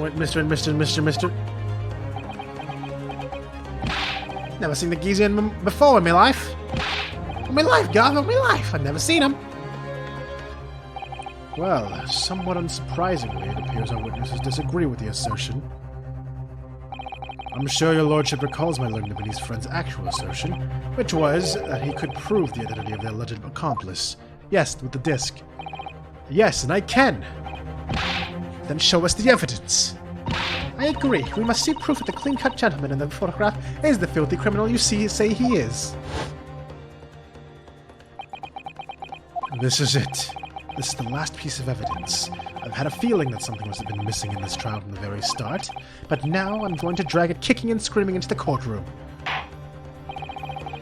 Are you ready to present your evidence to the court then, counsel? Yes, my lord. The defense will present evidence now. The proof that the man pictured in this photographic print was in fact the person struck by the third bullet. Take that! As I mentioned before, on the afternoon of the day in question, the defendant attempted deceitfully, admittedly, to reclaim this disc from the window banks. Which is when the aforementioned Egbert Benedict appeared on the case, I believe. This man then attempted to purloin the article from the defendant's possession, no? That's correct, my lord. I myself was present at the time. I was following this and that. It was following this that a minor incident occurred. But of course, sir, here is the disc for you. Very well. Then I shall bid you farewell. Say goodbye to style. Wait a minute. That disc is mine. Ah! What do you think you're doing, you little tramp? You've drawn blood, you filthy animal. Being a music box disc, it has countless small but sharp metal protrusions over its surface. Those protrusions cause Mr. Benedict's finger to bleed. As a result, and the resulting smear of blood is still very visible on this disc now. Goodness, a bloodstain, is it? My assistant and I have just analyzed the bloodstain here in this very courtroom, using my trusty Fogger gun. Yes, and we added the results to this portfolio. I say, it's green. It's exactly the same color as the blood around the calendar. The evidence is conclusive. The man calling himself Mr. Egbert Benedict, who was in Windowanks earlier in the day, is the accomplice who was present at the scene of the crime that same night. So there was someone else there. Look at those two brothers now. They're sweating buckets. Boy, what are you talking about? It's boiling in here. My lord, it is the opinion of the defense that Mr. Egbert Benedict should be summoned to the courtroom to testify. It would certainly seem that we can ill afford to ignore the gentleman's apparent presence. Objection! This has gone on long enough now. This flagrant ignorance of the mechanics of law. Now what do you have to say? Huh? Inhuman creature? Sherlock Holmes, you say? Yes, I've heard the name. Protagonist in a series of short stories of the vulgar classes. A god of detection or some such. Actually, it's not detection, okay? It's called deduction. And now you employ chemical substances. Oh, yeah, I was actually wondering about this. I was surprised that they were just taking an invention as fact in the courtroom like that. So yeah, I'm actually surprised they're actually going to address that. Let's see where this goes. And now you employ chemical substance devised with this fantastical persona in the highest court of the land. You expect us to take you seriously. The samples made with this plaything are not fit to be called evidence. The bloodstain turned a shade of green. What of it? You see, you've successfully proven that no other blood in the world would turn the same color. Ah, well... And pray, do not even think of suggesting that we should take Mr. Sholmes' word for it. See, right, is Mr. Sholmes' concoction a load of rubbish? I don't know. I mean, he is a great detective. What are you talking about? We can't let him get away with that. I knew it would come to this. Of course, Mr. Sholmes' invention isn't going to be recognized by any official body. But what other choice did I have? I'm just remembering what Father Christmas over there said before. About how he was temporarily suspending the summation examination. Ah, in other words... The examination isn't over yet, is it? Good grief! What did you just say, young girl? In a summation examination, the decision as to whether or not the trial continues... Yeah, this is actually this is true. This is actually true. This is something that other Ace Attorney games can't really do, is that since there's jurors that could... Even if there's no, like, fucking concrete proof, they can still be like, you know what? This is kind of curious, though. I kind of want to see where this goes, kind of thing, you know? So that's true. We have the 6 jurors. So the way I see it, it doesn't matter what certain other people think of Pearlie's invention. At least, not for now. Yes, she's right. Young lady, you have quite the devious mind. It really just comes down to one thing. Whether these ladies and gentlemen of the jury are convinced by what you say, Runo. Is that about right, would you say? Or did I misunderstand something? Unbelievable. Mr. Sholmes' partner is a force to be reckoned with. Iris Wilson, sharpshooter. After that shrewd precis of the situation from an entirely unexpected source, it must be acknowledged that the previous summation examination has yet to reach its conclusion. This is absurd. Ladies and gentlemen of the jury, the court now looks to you for your final leanings in this matter. As proud citizens of Her Majesty's Britain, I'm sure you will come to fair and just conclusions. So then, state your final decisions in turn, Not please. guilty. Not guilty. Not guilty. Guilty. Guilty. Not guilty. Ooh, that was intense. That was intense, dude. They actually had both of them showing up. Guilty and not guilty. 2 called guilty and 4 called not guilty, which is the outcome of the summation examination. Objection. You can't shut the hell up. You can't object to that. My lord, with all due respect, this is an outrage. The prosecution refuses to accept this decision. On what grounds? If these jurors are persuaded by some half-baked concoction devised by a pretender to real police work, then they're too ignorant to be trusted with the judgment of anyone's guilt. Yeah, shake your damn head at him. Shake your head at it. This sore loser ass, dude. I'm sorry, Lord Van Zeeks, but the outcome of the summation examination cannot be ignored. The trial will continue. That's right, bitch. Yeah, you better very sensually take damage. Nevertheless, we found ourselves in a rather awkward situation. The defense has very reasonably requested the subpoena of a new witness. But sadly, I fear that will be impossible. What? The name the gentleman gave for himself, Egbert Benedict, is quite clearly false. I don't believe it. Just when I managed to prove the man was there that night. Oops. Could I say something? Who was that, please? Who spoke? It was me, my lord. What the hell? What are you talking about? Juror number 5 is not alive. What do you have to? What have you to say, madame? If possible, Inspector. Me, ma'am. I wonder if you might show the photographic print to me again, the one in which the gentleman is shown. Ah, right, yes, this one you mean? Of Mr. Benedict? Yes, there's no doubt in my mind. Juror number 5, you don't mean to say. You know this man? Yes, I know him. Well, that's convenient.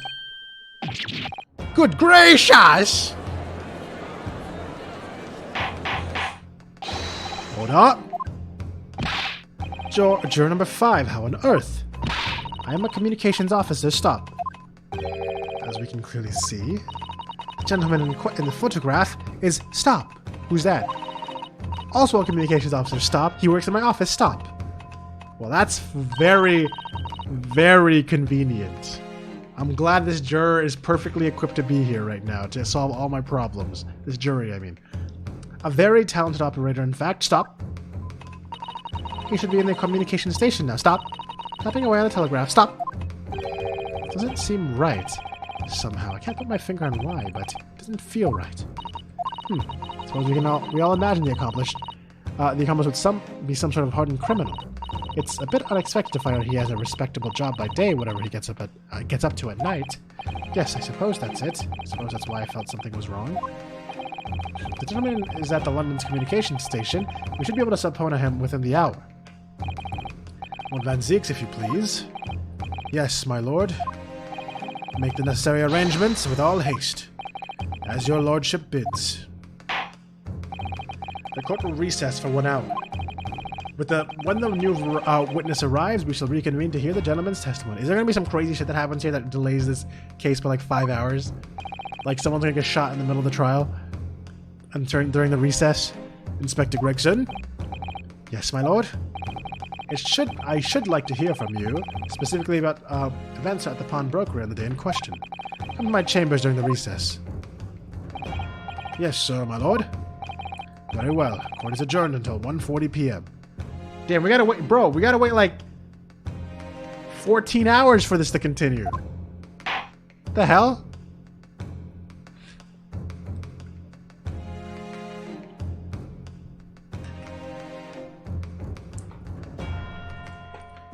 You know, if you do some quick math, you can tell what time it is in game right now. You see, if the recess is going to end in 1 hour and that's at 1:40, that means it's currently 12:40 p.m. in game. Quick math.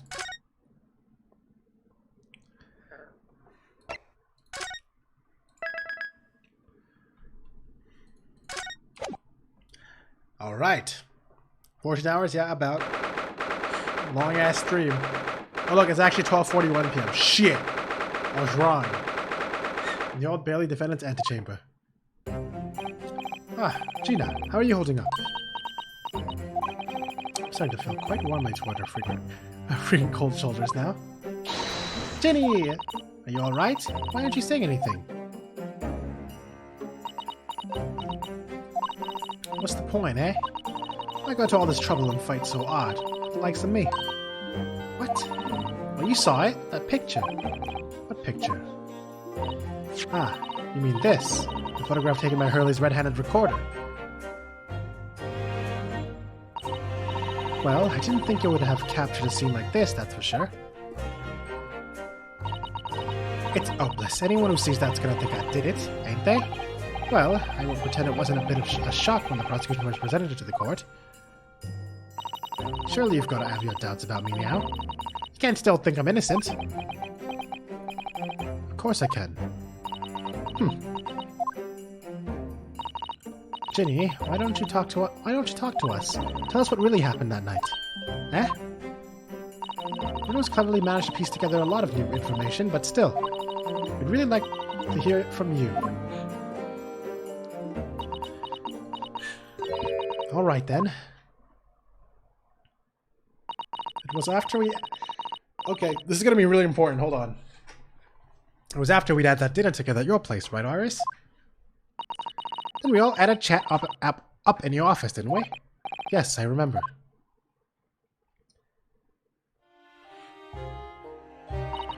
After that, I just couldn't get to sleep. So I slipped out and went down to the street to the 2-to-1. To Winnebago's place. I had to know. If Iris's story was there or not, the Hound of the Baskervilles. I don't know what it's about or nothing, but if you ask me, there's something in it that Sholmes don't like. Something what he don't want people reading. That's why he lied to Iris about sticking it in the lug with Winnebago for safekeeping. At least, that's what I thought at the time. So you broke into Winnebago's. I just had to know if it was there or not. I mean, I had no idea all of that was going to kick off, did I?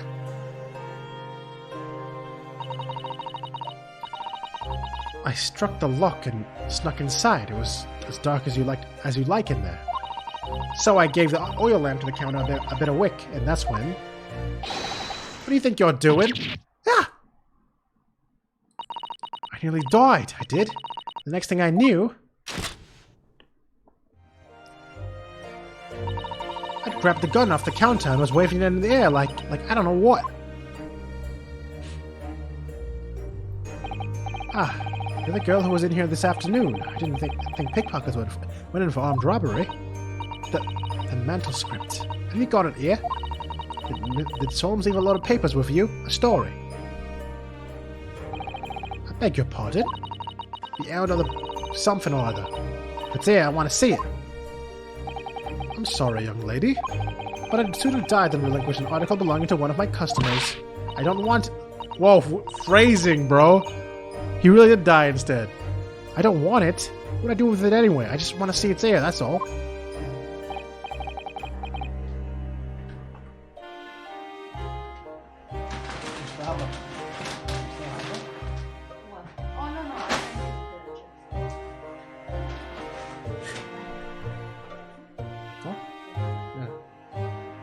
Oh, you want to see it, do you? I want to know if Sholmes really pawned it here or not. Please, just let me see it and I'll go. Oh, very well then. That was almost the job reveal. How much can you see? Whatever. Well, for pity's sake, stop waving my gun around, would you? I like how you can just recognize it from just whatever you saw on screen. So then, the old cove the old cove unlocked the storeroom door and we both went inside. And it was there, alright. The mental script. Sholmes weren't lying after all. Did all that just to check for me, Jenny?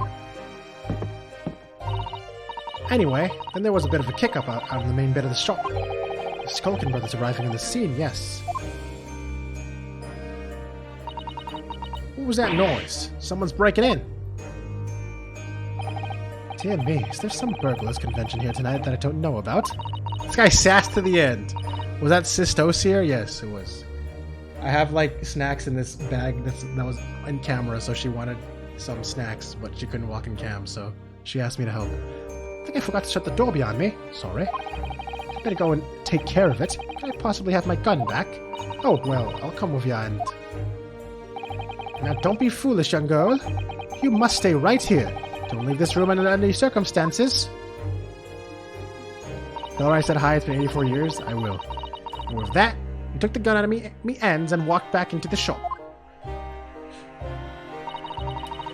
I hung back in the storeroom like he said, straining my ears to the dark to hear what was going on.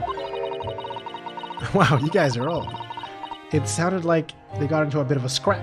So I think I should help, see? So I was just about to go out the storeroom myself when... 2 shots. I heard a couple of shots. Just a couple of shots. Just a couple of shots, you know, just hanging out. Just a couple of shots. Go off. 2, I think. Almost at the same time. And there he was, right at my feet. Lying face down on the floor.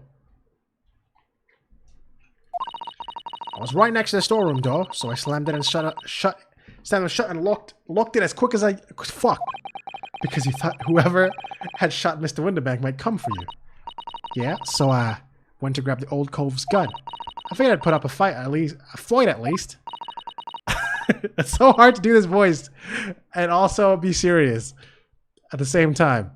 But when I got a better look at him, I knew.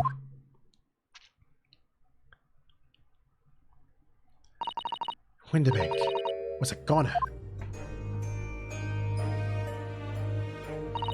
I felt funny in my head all of a sudden. Kinda dizzy. And after that, I don't remember nothing.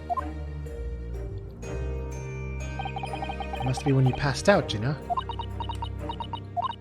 If I hadn't done what I'd done, the old cove would still be alive. Did you tell the police everything you just told us? Of course I did, but they didn't believe a word of it, did they? All they said was, if I kept telling lies, it'd make things even worse for me. Fucking police, man. You'll be alright, Ginny. Don't worry. Stay strong a little longer. Bruno's about to pull a real culprit through the mill. Yeah, you're right, actually. I did actually call that out. You're right. I called out her passing out from the shock. But I said it was from shock of him shooting himself in the back, which is obviously a lie, obviously wrong. That cove was there in the afternoon. That I get Benedict. Yeah, look at this suspicious side profile. I still remember how he looked at me like I was nothing. Don't look at me like that. What the fuck, dude? He was there. He was there that night. The fuck? That scares me, man. We don't know his real name yet, but I'm convinced that he's involved somehow. Anyway, thank you. You know the thing I'm worried about is, though? Ryunosuke being like, I have a feeling something's wrong here. Watch me like his identical twin or some shit. He has like a twin brother who's actually the killer. I sort of, man, how crazy is this chapter gonna be? The only person gonna look at me like that is Kazuma. Actually, Kazuma usually looks away while his headbands look at you. Anyway, thank you for telling us what happened, Gina. I appreciate your honesty. You what? You can leave it. You can leave it all in Runo's capable hands now, Jenny.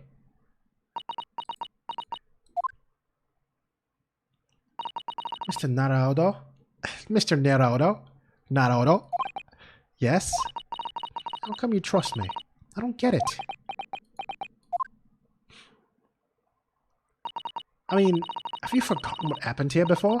Come on, it was only 2 months ago. Me and Mr. McGill did. We told you a whole pack of lies. And you got the bog trotter off with him. You got the bog trotter off with him.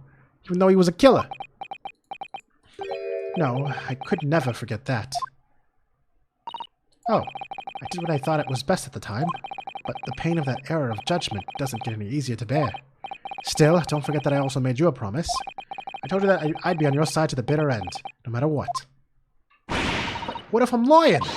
You could be working to get another killer off the hook for all you know. I was once in your position, Gina. I was the accused in the trial. You were? Before I left Japan, I was accused of murder. And strange— oh, don't accidentally mention who it was. And strange as it might sound, the circumstances of the crime were pretty damning. What if I was lying? I was sure that no one would believe it if it wasn't me who'd done it. Oh, Runo. But there was one person who stood up for me. Is it about to show him again? Who believed in me and was prepared to defend me. My best friend.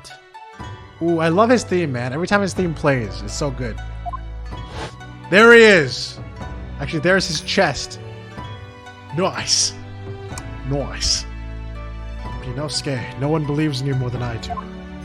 Leave this to me. All you need to do is put your faith in me, and I'll do the rest. I was so happy, I cried. But even then, somewhere inside me, I couldn't help thinking. Surely, he doesn't really believe me. I mean, not completely. But... hey! He's looking at us! I was wrong. Kazuma, I replenished my bits. Kazuma, You replenish your bits just for Kazuma? Yo, thank you for the 100 bits. 100 bits means you get a voice. So, Kazuma, I hope it was worth it. As soon as my trial began, it was obvious that he had an absolute, unwavering belief in me. What happened to Kazuma? Ooh. Kazuma got, man. Taco, show Glitch the clip. I'm sure you still have that clip saved somewhere. Actually, it's probably in the Discord. Chill. What? It's a good clip. Okay, Taco. They had an absolute unwavering belief in me. And in turn, I developed an absolute unwavering belief in him. I love how this scene is being shown. So anime. He didn't trip on a cat. He tripped on a hand. He tripped on a 14-year-old girl. Okay, it's different. I know it's easy to mix up. Since then, I came to realize, if you want, so just a fucking lowercase pause. If you want someone to believe in you, you have to believe in the other person first. What are you saying? I promise you, Gina, that no matter what happens, I'll keep believing in you. So you don't need to worry. I won't let you down. Even though I'm a diver and a no-good lawyer, don't worry. I'm also a lawyer. And I'm gonna protect you as a lawyer. You're not like McGilded, I know that. Eh? That's right, you're our friend, Ginny. Iris. We know you better than you think. Oh, that was the wrong voice. Whatever. You come to the conclusion that you're someone we can trust. Yes. That's really all we need to know. Exactly. Mr. Naruto,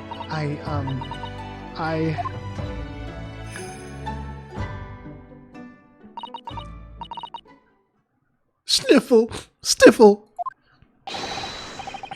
Defendant Gina Lestrade and her legal representative. Court proceedings are about to resume. Please head into the courtroom immediately. Yes, of course. Thank you.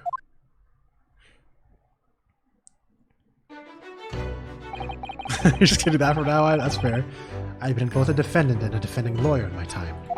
So, I knew only the too well just how hard it was to put all your faith in another. And I also knew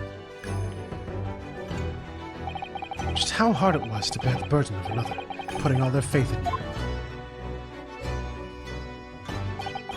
This is it at last. The final chapter, the final battle. Wish me luck, Susato-san. hope you're watching over me too, partner. Snack. Did you just hear the crumpling? Is that why you just said that? See, look, I'm understanding jokes slowly. 17th April, 1:41. Oh shit, I'm late. Oh god, I hope they don't take another penalty on me because I'm 1 minute late. Man, I hope it's not that specific person who would get mad at me for being late like 2 minutes.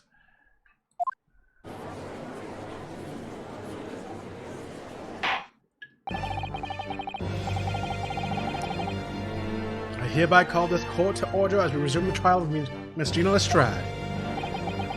Lord Van Zeeks, have you successfully subpoenaed the victim? I mean,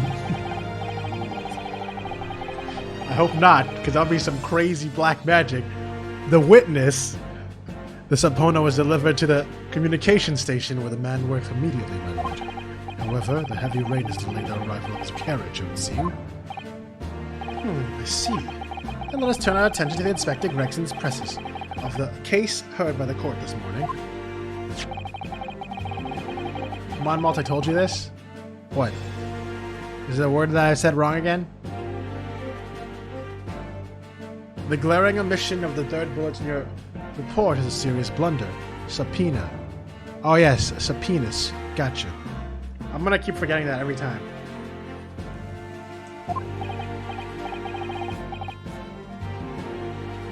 You disappeared for 2 minutes, now we're about 10 minutes apart. You see, if I didn't already know what you were talking about, that would have been the most confusing sentence ever. Yes, I can only apologize, my lord. And although the defense's chemical analysis of the blood at the scene makes for a compelling argument, I can't permit such untried methods to be used as evidence in my courtroom. I'm confusing? I'm sorry. It's a big mistake to cross Hurley and me. A very big mistake. My lord. The subpoena witness has just arrived in the building. Thank you, officer. Show him to the stand without delay. I'm getting hiccups. Can my hiccups chill?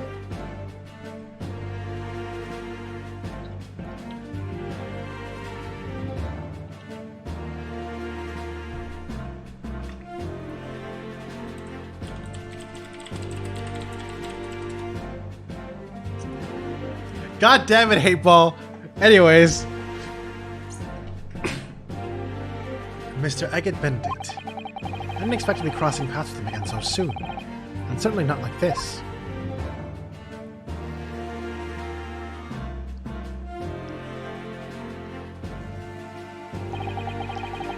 Thank you for complying with the court's wait, who was that? I didn't see it. I was looking at chat. Did they show the guy or is it a different guy?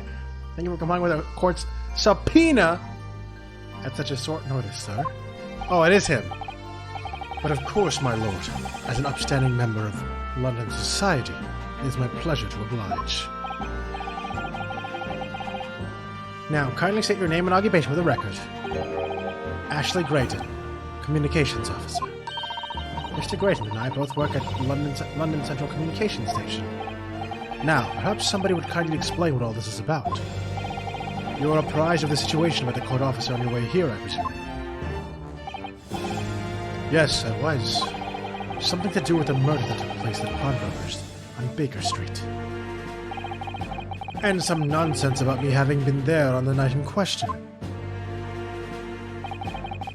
That is the accusation, indeed.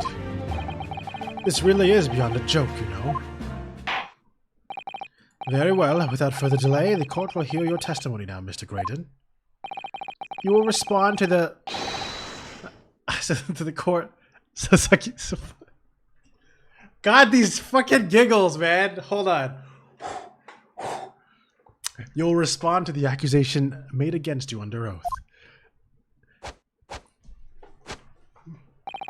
Gladly, my lord. Gladly.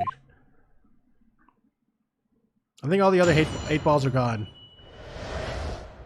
The accusation. Naturally, I have occasion to make use of pawnbroking services from time to time.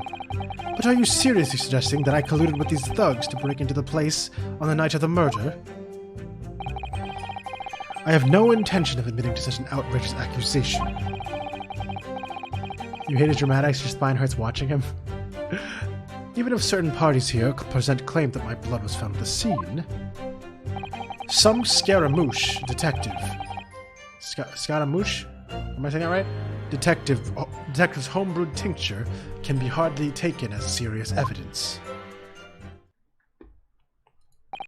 So, you deny the accusations completely, do you? I must say I am dismayed. The highest court in the land to be swayed by this self-professed detective's toy. It was the will of the jury, and our greatest British justice system demands that the jury's will is upheld. Dude, he just hit the detective...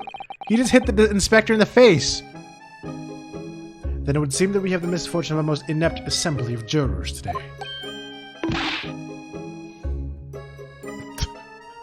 Really? You really gotta perfectly time the stupid sound effect again. This guy got bonked with an insult, man. By golly! How long am I expected to be detained here? If following the defense's cross-examination, involvement in this matter has not been established, you'll be free to leave immediately. Good, then I shall be away in time for afternoon tea. Some small consolation, at least. Let's not hold up Mr. Grayton any longer than necessary, counsel. Proceed with the cross-examination. So, we meet again, Mr. Eggert Benedict. Or is it Mr. Grayton? My apologies, you are? Mianowski Holo, defense lawyer. We have met. If you say so, Ashley Grayton, enchanté. So.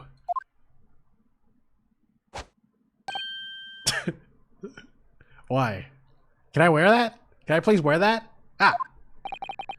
I trust we can conclude this quickly. But I'm not holding your flashy hat while we do. Hats off to you! Damn, this guy has some nice hair.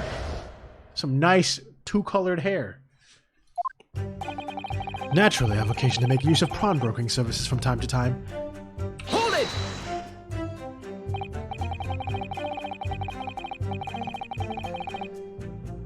Yes, we even met in the very pawnbrokery where the crime took place in the afternoon. Is he actually not gonna met me because he's an identical twin? Guys,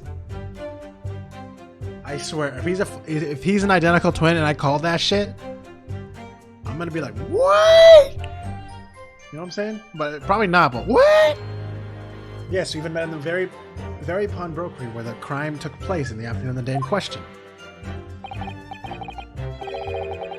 I am actually an identical twin, dude. You know, every time I go and be right back, it's not me again, right? What do you think I've turned my camera off? Though, of course, you introduced yourself by a different name at the time. It was Mr. Eggert Benedict, I believe. Objection! The witness is here to testify about events that took place that night. I'm not be right backing. No, I'm not. I ain't be right backing right now. We good. We good. No ads. Actually, should we do ads? Maybe we should do ads. What do you guys think? Is that a good idea so we can have no pre-rolls?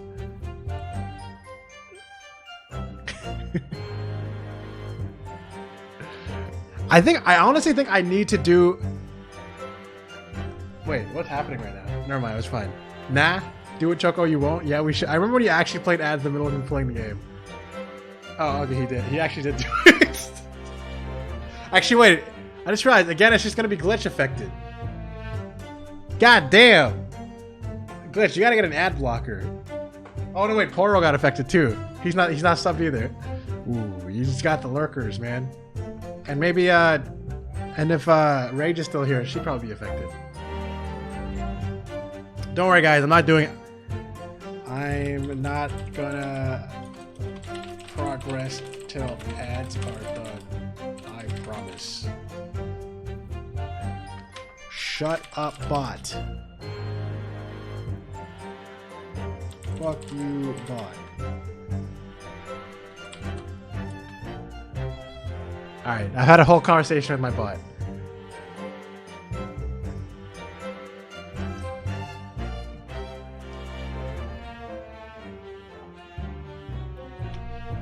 I like how I just have an ability to have a full conversation with my bot.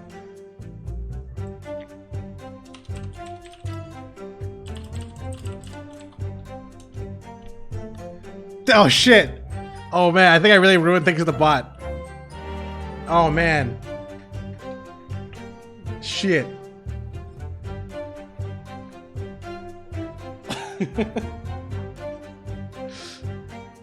Oh, okay, he was just being tsundere.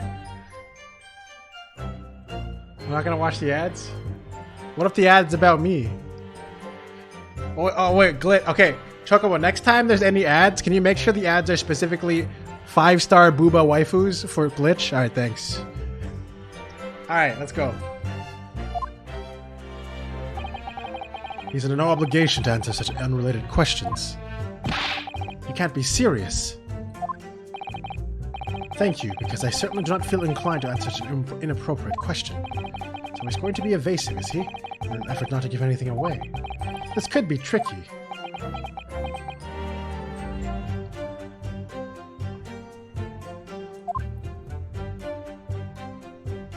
God!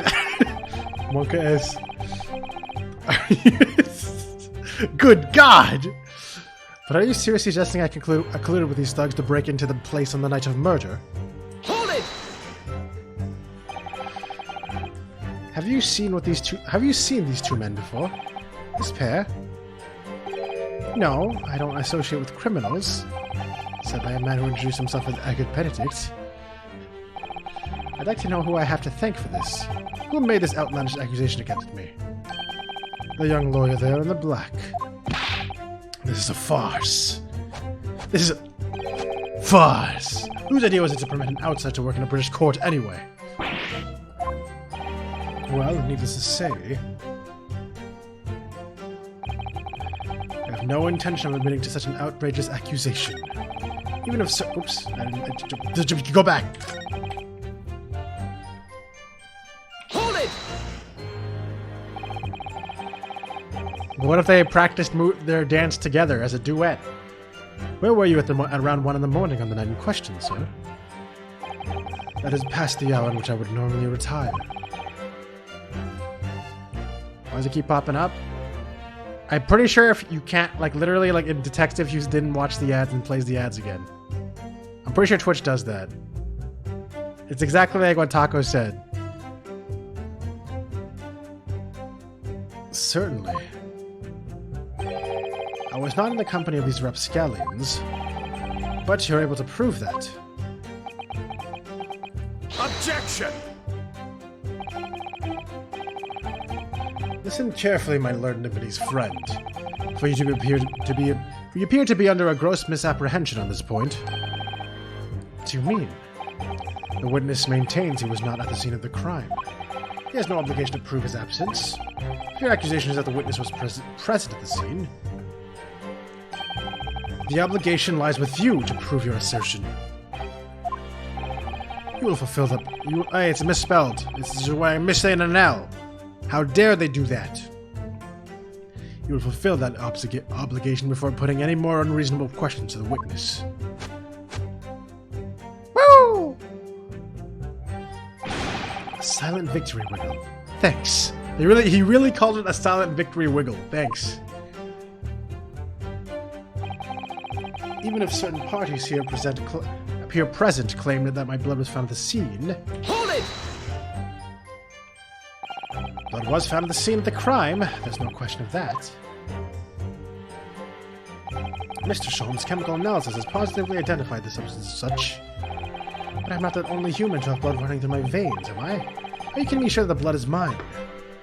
Surely it's not Chris's blood. It could equally be the blood of one of these two miscreants. Every individual's blood has a slightly different composition, it seems. Mr. Sholm's chemical is able to differentiate different compounds by... Spare me the science lesson! Who is this Sholm's character, anyway? Oh, I assume that all Londoners would know the name. He's a renowned detective. So even you are unable to bring yourself to say, great detective.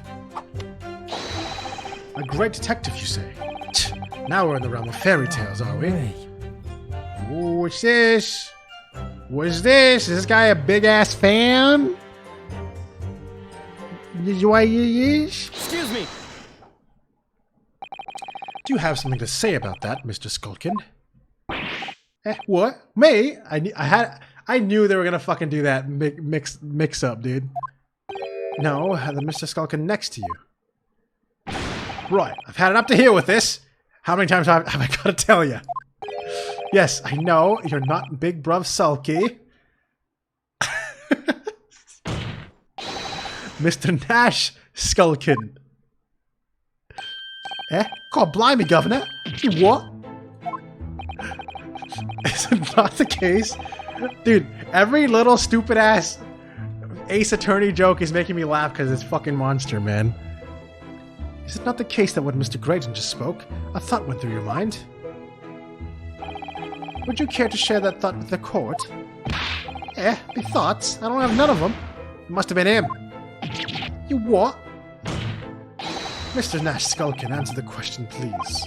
What went through your mind when Mr. Grayton just spoke? Nothing. Honest, Gov, nothing. I was just thinking. If he waves his arm around like that much more, it'll open up the wound again. That's all. Ooh, you shouldn't have said that. That was a big mistake, my friend. What wound? We took the bullet, of course. It was only 2 days ago. It ain't gonna be healed up yet. So it was, well, you know, I was worrying for him. And... oh, L's bells. Mr. Grayton, did you hear that? What? Your comrade is worried about you, it seems. On account of your injured arm. My lord? Yes, Mr. Grayson? I have no idea what these two wretches are talking about. Certainly I shouldn't be expected to answer anything in relation to their mindless insinuations. We know that someone other than the victim was hit by a bullet at the scene of the crime 2 nights ago.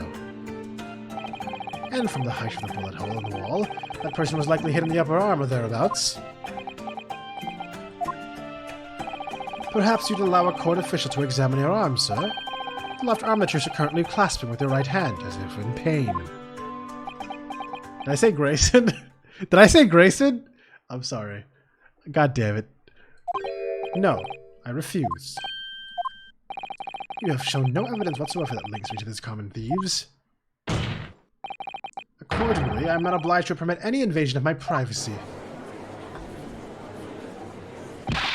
As I've already said, I'm completely uninvolved in all this. I've never had anything to do with the pawnbrokery where this fellow was killed whatsoever.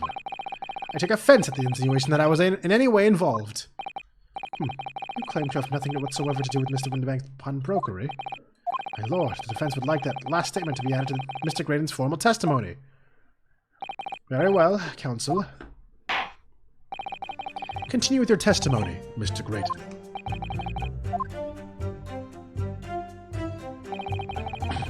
The bottom line is I've never had anything to do with the pawnbroking establishment where the man was killed.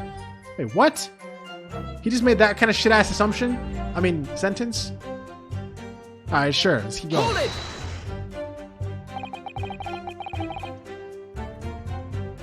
Never had anything to do with it. You forget that I was there, Mr. Grayton, on the very afternoon of the incident. Obviously, I'm not a complete stranger to the pawnbrokers.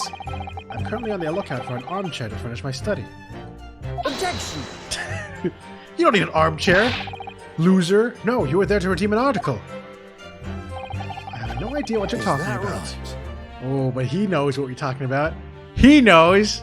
Ooh, this man knows, bro. Yo, he knows. Excuse me! Oh, he knows, dude. Do you have something to add, Inspector? Come again, Sunshine? That was not an accident. You were there too, in fact, weren't you, Inspector? You got guilted? Oh shit. We're gonna be in the same spot in a couple of minutes? Uh-oh. You were there too, in fact, weren't you, Inspector, that afternoon?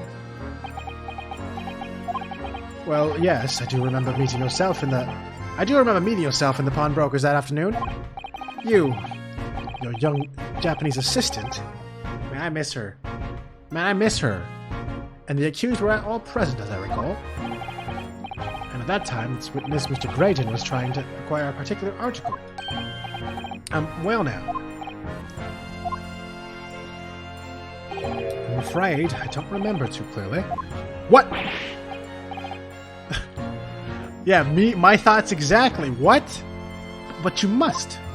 I'm not gonna lie and pretend I remember something. I don't. What's going on here? This guy's got tipped off, bro, or paid or some shit. Or corrupted. Greg, he showed us a picture before, didn't he? You know, from the cameras that Hurley installed in the window banks. Yes, of course. Indeed, of that gentleman pictured, there's a striking resemblance to the witness, I must say. Exactly, which proves that Mr. Green was in the shop on the afternoon in question. At no point have I denied that fact.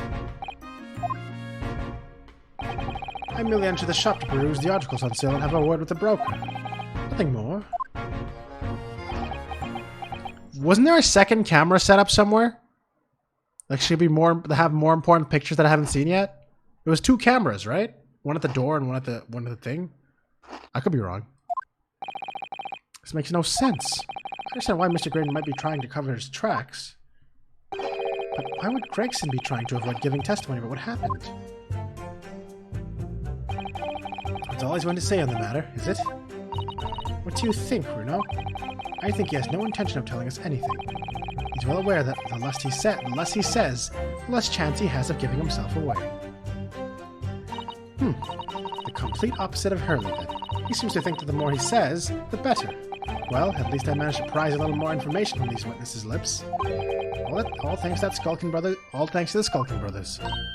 Yes, they were the key to it after all. So when he says he had nothing to do with Windibanks, well, we know that's not true. Perhaps now would be a good time to have a proper look through the court record. Good idea. You never know what tiny scrap of information could become a valuable weapon. Alright. So I'm pretty sure I gotta object to this new statement. Where he says, wait, I never actually pressed this one, did I? Ah, fuck it. The bottom line is okay, so I'm gonna look through my evidence here. Okay? Let's see this. There's some new stuff to look at. Wait, I thought there was new stuff to look at. Apparently not. I don't have the photo access. Huh? Missed dialogue. Alright, fine, okay? Alright. Alright. Hold it! This could be the best dialogue in the game. Don't forget, sir, that Mr. Horlock Shump's the most famous detective in the world. And the most famous detective in the world tells the truth, the whole truth, and nothing but the truth. Well, no, I can't think how to answer that question. I once saw the world's most famous swindler thrown into jail. He allegedly told the truth, the whole truth, and nothing but what turned out to be a pack of lies. Quite. Now, as you are no doubt aware, the Central Communication Station is the heart of this country's information network. My work there is of paramount importance. I've kept you from it for long enough already. Alright, that's it. Best dialogue. Alright, great, let's go. I'm guessing I have to use these tickets for something.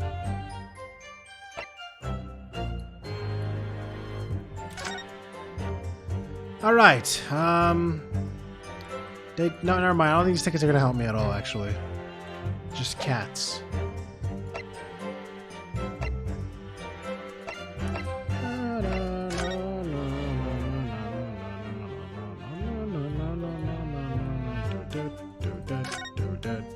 How about this one? This one I'm talking about the overcoat. Can't find anything out of place. Oh, okay, great. Mr. Windibank appears to have used the back of this. He had ran out of paper, so he had to use anything he had to hand. Hard to say that with the front. It's hard to know what's the front and what's the reverse side now. Okay, that doesn't help me at all. Alright, let's go over here. I don't know about that one. Anything in here? There was a talk about spies here, but that hasn't been relevant yet. Wait, this is gonna be relevant. This is gonna be relevant with the fucking jury member at some point. Pawnbroker perishes in pick purse plunder. Okay, I'm just gonna... Actually, let's read this. Pawnbroker perishes in pick purse plunder. How awful. Virginia, I mean. Tomorrow's headline will be Discharged Diver as Dauntless Do-Gooder, right? Yes, something like that. If possible, I'd like to go even bigger. Bigger? How? Proud pickpocket protects planet post-trial, perhaps? Protects planet? Ooh, I can't wait for tomorrow now. It's gonna be so great! Okay, thanks. Thank you for that. Thank you very much for that.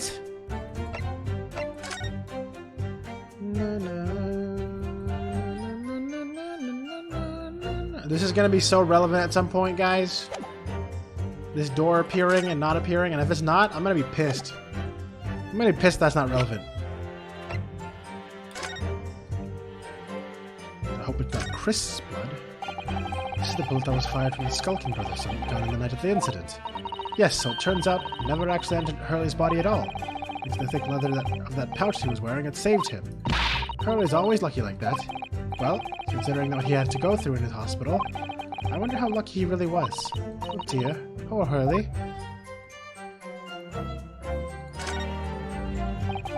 Okay. Watch this be a mistake? What's a mistake?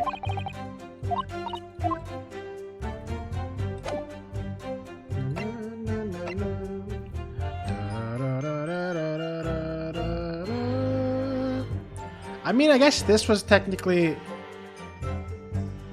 his, right? And he was really mad about it? And he got his own blood. I mean, I guess I can't prove it's his blood, though, but this is all I can really think of. That's like the only thing I have here that would be like, oh, you do have something to do with this. Bro? Like, what else would there be? Nothing.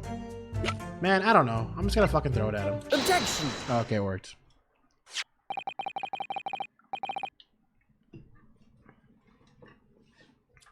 Have you ever seen this disc before, Mr. Graydon? Why? Is it supposed to mean something? This disc was, until the day of his murder, in pawn in Mr. Windebank's shop. It was redeemed by the defendant, Miss Gina Lestrade, after that afternoon. However, somebody mysteriously appeared to try and take it from her. And that somebody was you, of course, wasn't it, Mr. Graydon? No. As I've reiterated numerous times now, you're mistaken. That was not me. I've never seen that disc before in my life. It may have escaped your notice, but there is a small smear of blood on the disc. Ah, yes, resulting from an abrasion of the thumb, perhaps. That's right. The surface of the disc is covered in hundreds of tiny metal bumps. The skirmish to acquire the disc, the thumb of the person who tried to take it from it, minor lacerations. So, while the disc bears the remnants of that skirmish in the form of the smear of blood, the thumb of the person in question must bear the remnants also, in the form of a scratch. Good gracious, indeed it must. Mr. Graydon, you refuse to allow a court officer to examine your arm before. Are you now going to refuse to allow us to examine your thumb? Because I have no doubt that it bears a small scratch consistent with a smear of blood on this disc. Well. It would seem that I underestimated you. What is the meaning of this? So, you admit it now. You admit you have a scratch on your thumb when you attempted to take the disc from the defendant. He's gonna say something like, "Nah, I got a scratch from when I scratched my cat," and then he scratched me back. Order. Well, Mr. Graydon, it would appear there has been something of a misunderstanding here. Do not attempt to take the disc, as you put it. No, quite the reverse. What are you trying to say? It's really quite simple, you see. The disc was mine from the outset. Is there some crime in taking an item you own out of a pawn? What? It would seem, Mr. Graydon, that in this piece of evidence, my learned friend has established a link between yourself and the incident. Accordingly, you will tell the court everything you know about this disc now. But that means he proved that he was here then. So I was basically it. As you wish, though, I'm quite sure it has nothing to do whatsoever with the pawnbroker's murder.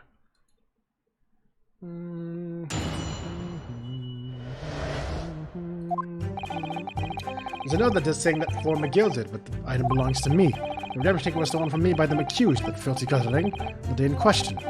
I proceeded at once to the shop in order to explain my situation and redeem my article.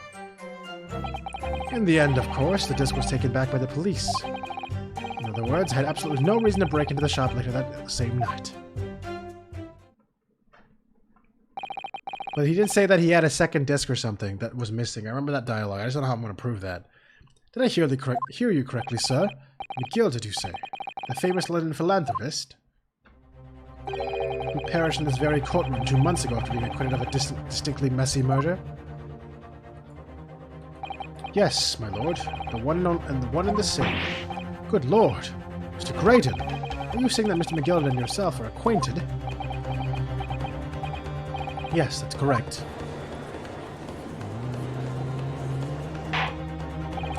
And we're just playing this game together at this point.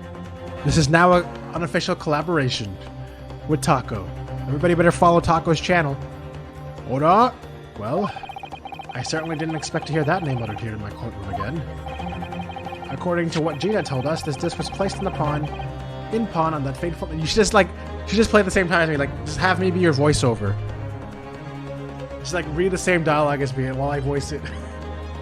According to what Gina told us, this disc was placed in the pawn on that fateful night 2 months ago. McGilden himself gave instructions to deposit it at the Windibanks. It's funny that Mr. McGraydon here is claiming the disc belongs to him then, isn't it? In all likelihood, he's lying. So, he appeared that afternoon in Windibanks in order to get his hands on Mr. McGilden's disc, for some reason. Counsel, you will commence your cross-examination, please.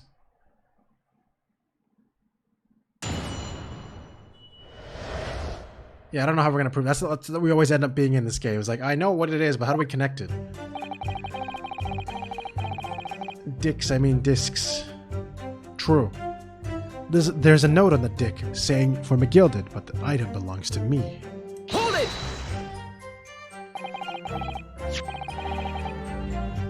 Would you care to explain how this belongs to you? As you will observe, a communications officer such as myself commands a fine salary. You are certainly exquisitely dressed, sir. So you see, I have little need to make use of the services provided by the pawnbrokery trade. However, I did once find myself in difficulties having misplaced my purse while on an errand, which is why I pawned my fine black overcoat to the broker in question. You claim that was your overcoat. Obviously, and in my haste, I clean forgot. The music box dick was in its pocket. You didn't know they had CDs back then? They did! Specifically ones that would cut your thumb. And yet there was a note on it that reads for McGilden. I'm a collector of rare and unusual music box music. Music box music. I first met Mr. McGilden at a gentleman's club in the city. I was interested to discover he shared my penchant in that area. So the dick in question is a pre-production sample. I promised to let Mr. McGilden hear it. But then you forgot it was in the pocket of the overcoat you were forced to pawn. I'm sorry I said dick. Yes, exactly. Gina didn't mention any of that in her testimony 2 months ago, did she? No, because McGilden had threatened her to keep her mouth shut. Which means that if we dig too deeply here, it's going to expose Gina's perjury. Oh dear. This is complicated. This is actually really complicated. Let's leave it alone for the time being. What the fuck? We can accidentally, like, make her guilty? Alright, let's not mess with that. I just realized all of my penalties are back. The redemption ticket was stolen from me by the accused. That filthy gutterling on the day in question. Alright, I'm just gonna ignore that because I feel like that's gonna fuck something up. I proceeded at once to the shop in order to explain my situation and redeem my article. Hold it! Had you ever been to Windibanks before? Only once, for the purposes of pawning something. But like many, I enjoy browsing in such establishments. So when you noticed the pickpocket had taken your ticket, you chased after her, is that correct?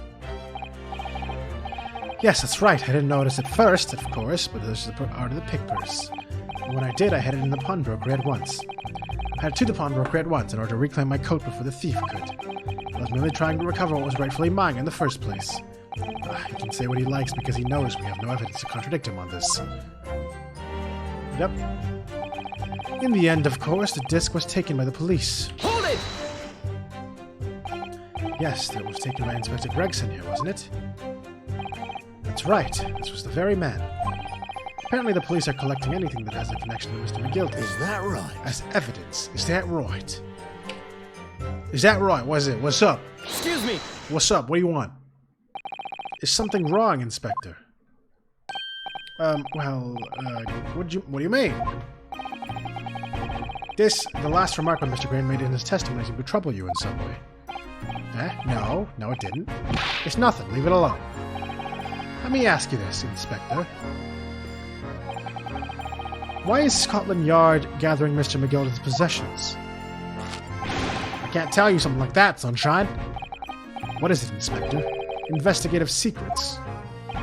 Yes, exactly. You should know all about that. Magnus McGilden, who died so unexpectedly after his trial 2 months ago. A man renowned throughout the capital for his great contributions to public life. Yet he had a dark side too. Where are you going with this, Van Zieks? I suppose the police are dealing with the aftermath of his nefarious activities, are they? That's enough. Cops like me have duties to carry out that we're not at liberty to talk about. That's all you need to know. Duties conferred by the Lord Strongheart, I presume. The Lord Chief Justice appears to have great faith in you, Inspector. The bottom line is, if you want to get more out of me, you're gonna need Lord Strongheart's paw print first. What's all this about? It's like there's something going on between Gregson and Lord Van Zieks here. Well, it would appear that the Inspector has revealed all he is at liberty to reveal. Mr. Graydon, let us return to your testimony. Gladly, my lord. In other words, I had absolutely no reason to break into the shop later that same night. Hold it! That's definitely a statement that you have to contradict. Because he says something so fucking valiantly there, like a fact, that you gotta make sure it's such a contradiction. But perhaps you'd seen something of value among the forfeited items. No, not at all. Oh. A valuer was brought in by the police to assess everything in the shop. With an exception, every article on the shelves was common or got in bric-a-brac. In that case, it's clear. You broke into the shop later that day in order to recover Mr. McGilden's disc. Have you not been listening, man? Even if I had wanted to recover the disc, you may recall that it had been seized by the police that afternoon. There was no more in the shop that night than I, as I keep saying. I simply had no reason to break in. So there was nothing of McGilden's left in the shop that night, nothing this man might have been after. I wonder if that's really true. Renault, if you have some evidence, let him have it. I'm dying to see that irritatingly assured expression of his crumble. McGilden slipped the disc into his coat pocket and had it deposited at Windibanks. Then, when he realized he was going to be arrested on the suspicion of the omnibus murder, he threatened Gina and forced her to take the redemption ticket. There's no doubt about that. That witness is lying through his pearly white teeth. The police were obviously after anything left behind by McGilden as well. That's why Inspector Gregson ended up taking the disc into custody that day. But Gregsy's been being very strange about all this. There must be a reason for that, I'm sure. I just don't know what it is. For now, I need to focus on exposing the fact that Mr. Graydon is lying in his testimony. Alright. So now I gotta do this. Now I gotta do some of this. I'm pretty sure this is a thing that I need to do something about. Let's find out.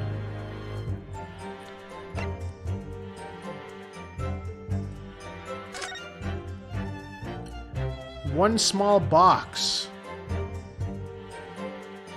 There's one small box. Is that what's going on here? I forgot about the box actually until just now. But how do I prove this is connected to him? I think it's the same picture? And same signature and shit? Mr. Windibanks appears to have used the back of this photograph to write out a redemption ticket. He's written very neatly, but still. Perhaps he ran out of paper, so he had to use anything he had to hand. It's hard to know what's the front and what's the reverse side now, okay? I mean, I could try this. I have many options to fail with. Before I do that... I'm just gonna do it. The box.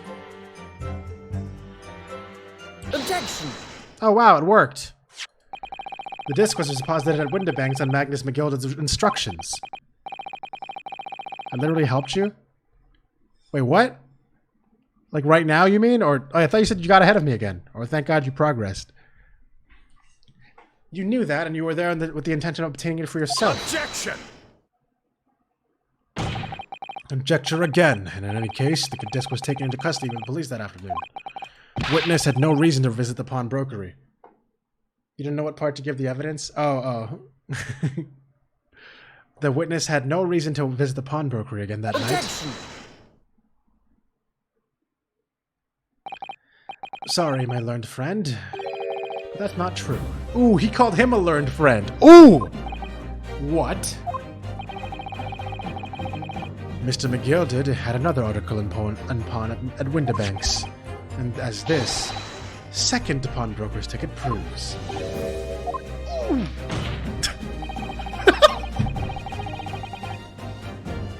That was almost perfect.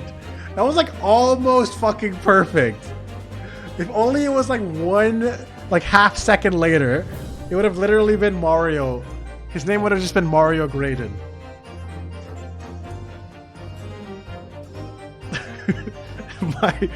My sister's wall socket decided to be burned. What the? Wait, what? That sounds terrifying. What the hell? What's happening, Poro? Are we good?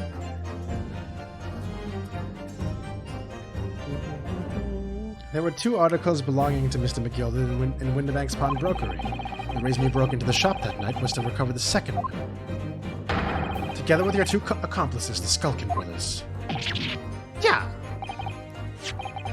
So this is the second ticket, is it? What had the man deposited? The article description reads, 1 small box. A rather vague description, it seems to me. Are you suggesting that I broke into the pawnbroker with these clowns in order to steal some trinket box? I believe there are adequate grounds to suspect that you did. This is absurd. Why on earth would I do such a thing? Once the article had been forfeited, I could simply walk into the shop and purchase it. There would have been absolutely no need for me to resort to theft. That's a good point.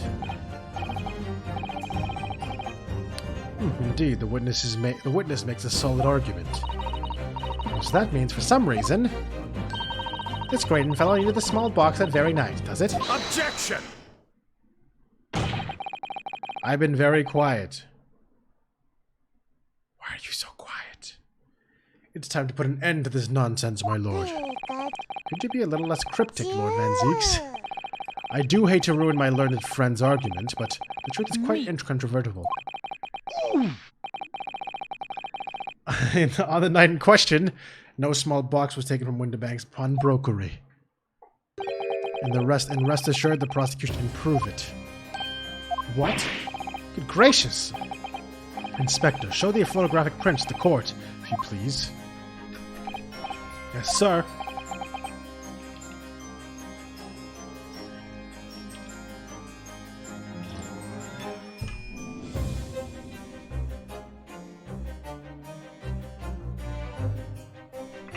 Man, this energy drink is fucking me up. I'm trying to get those fucked up feelings. Mistakes. Anyways, what prints? These prints were taken from one of the detective security cameras. I basically did. Okay. I'm getting those fucking, what do you call them? Jitters? Is it really jitters? Maybe.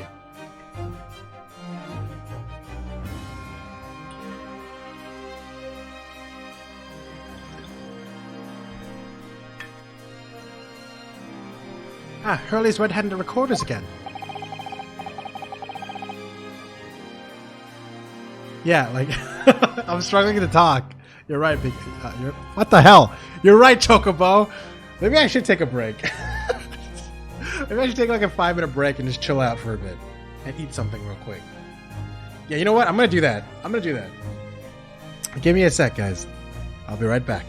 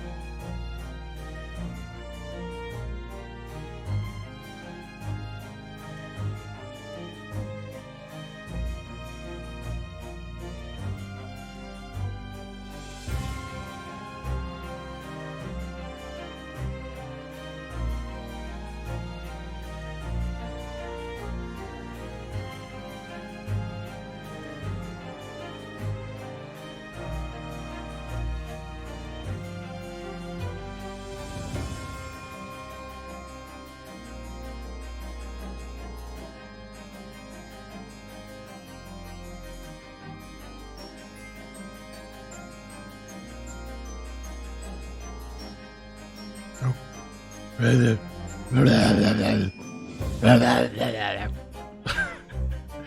accidentally progress to dialogue? What the fuck? How much did I accidentally skip? Hold on. Also, I better show my face again. There I am. Only one? Oh, okay. Let me check this. Let me check that. As previously explained, using this plan of the shop's layout. Oh, okay. Cool. Let me be really annoying for. Actually, I guess I can mute my mic whenever I point this. Hold on.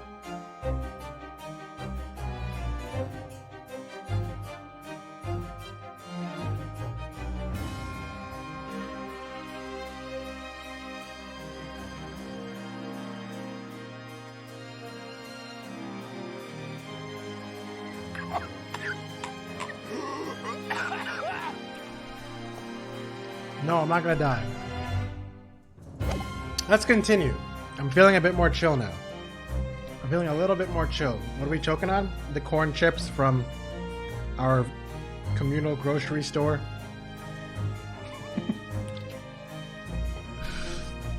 The victim's establishment was... It's literally just called corn chips, dude. Like, I'm not even kidding. It's literally just called corn chips. I don't know if I probably... Unless I want to dox myself. Yeah. Is it yes? Here, I'll... Here, okay? Here it is. Here it is, it's censored.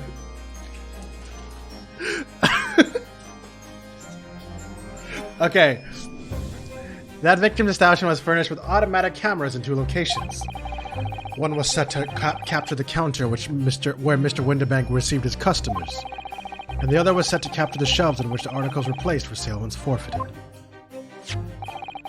According to the information on this ticket, Mr. McGilded small box had been forfeited already, 2 days before the incident at 9 p.m. on 13th April to be precise. Which means it would have been on the shelves of the forfeited items in the shop front.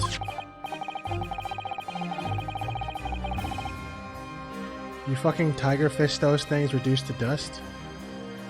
Wait, what? The hell are you talking about?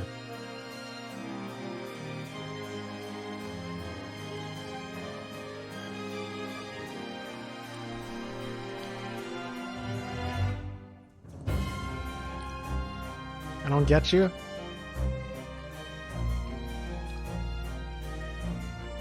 I'm so what?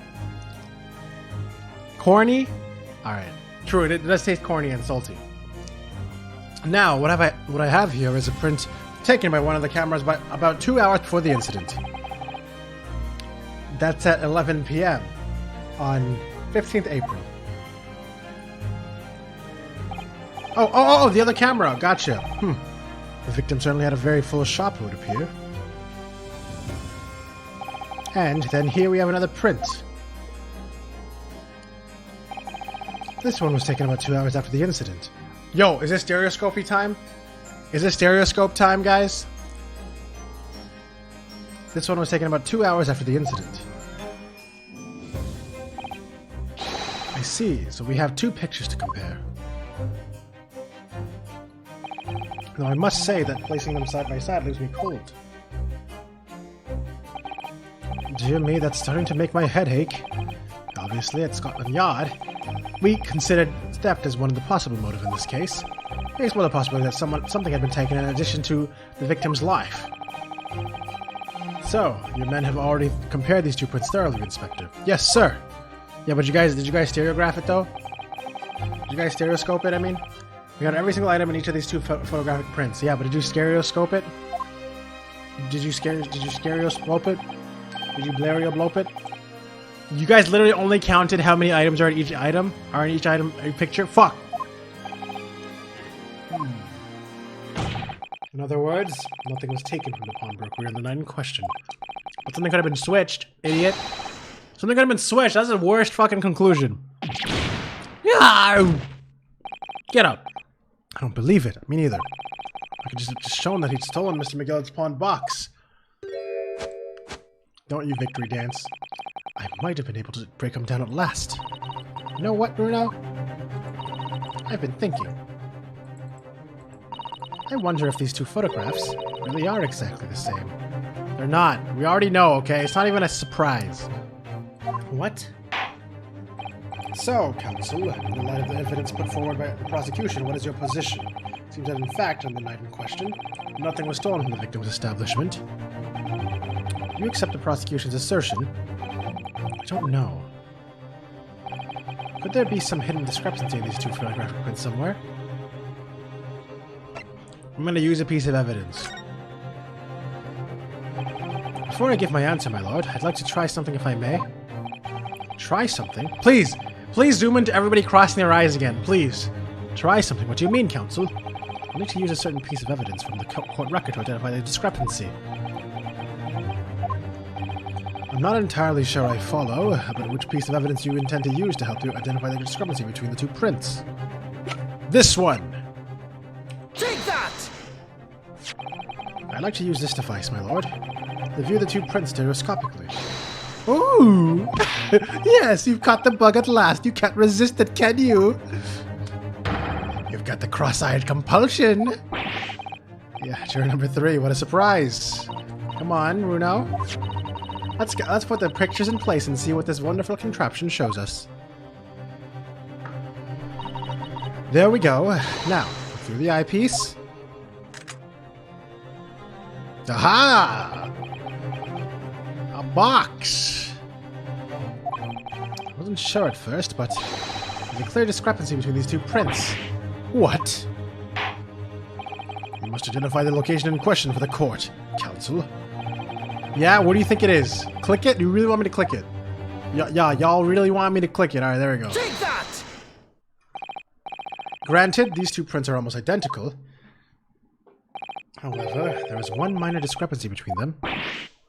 What?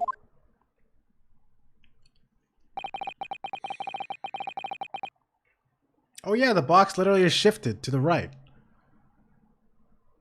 When you view the two pictures stereoscopically,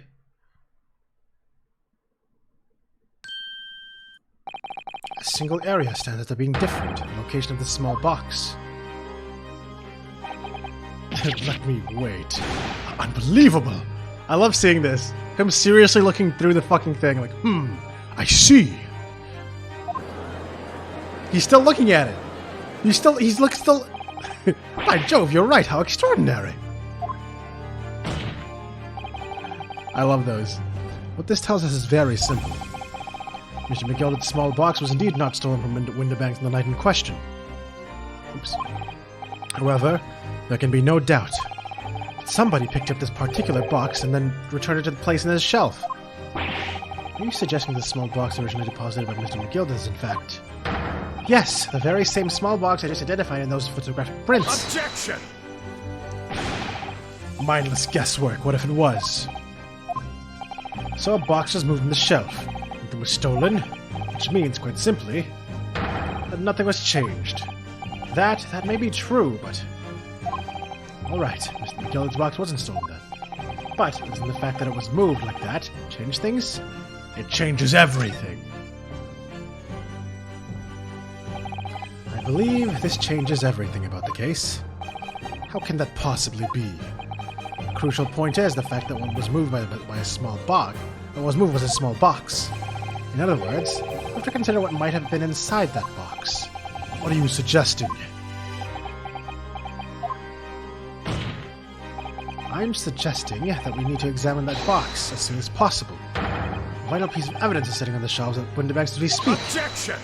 It won't be necessary. Some little box belonging to a man who died 2 months ago can't possibly be relevant to this trial. The court does not uphold your objection, Lord Van Zeeks. Dude, just keep getting fucked, Zeeks. Bailiff, arrange for an officer to go to the Baker Street at once. Obtain the small box in question and bring it back here for further examination. Man, Zeeks can't catch a break.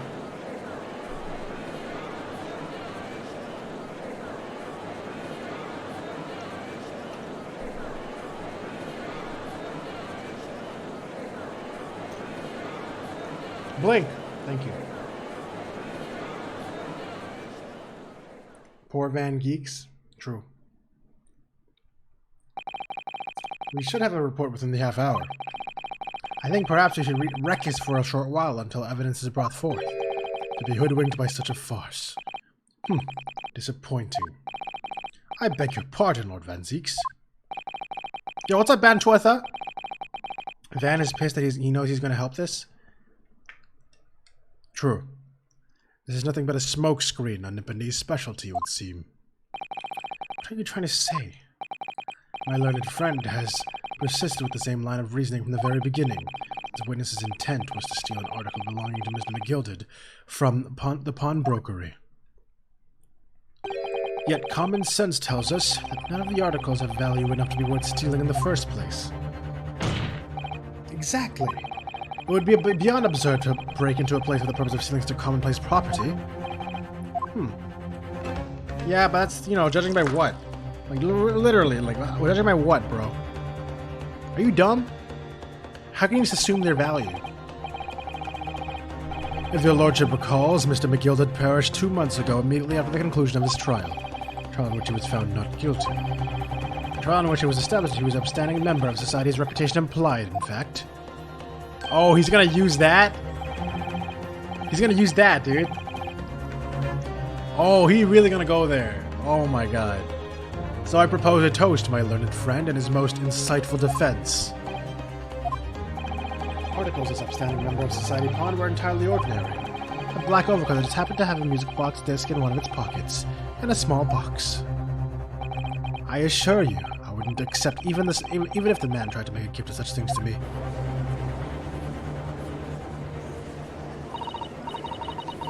Yeah, that would make a lot of sense. Not as if there was gold or jewels, is it?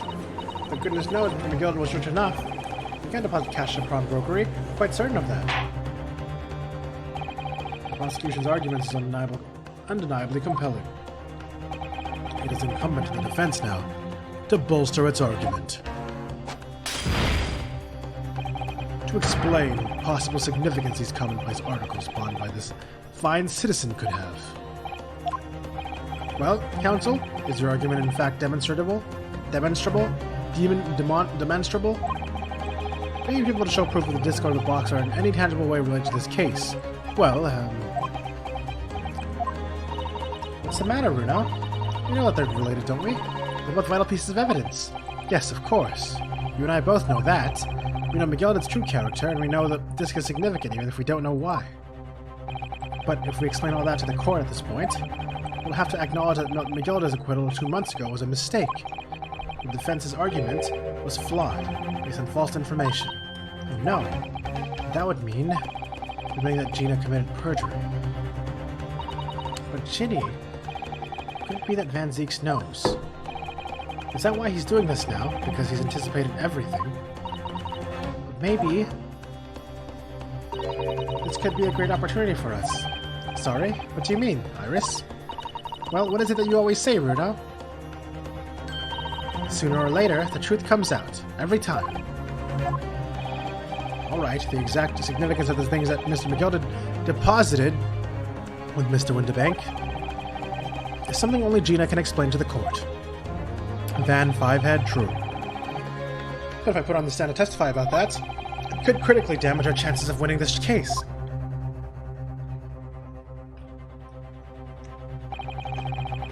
What's the right thing to do here?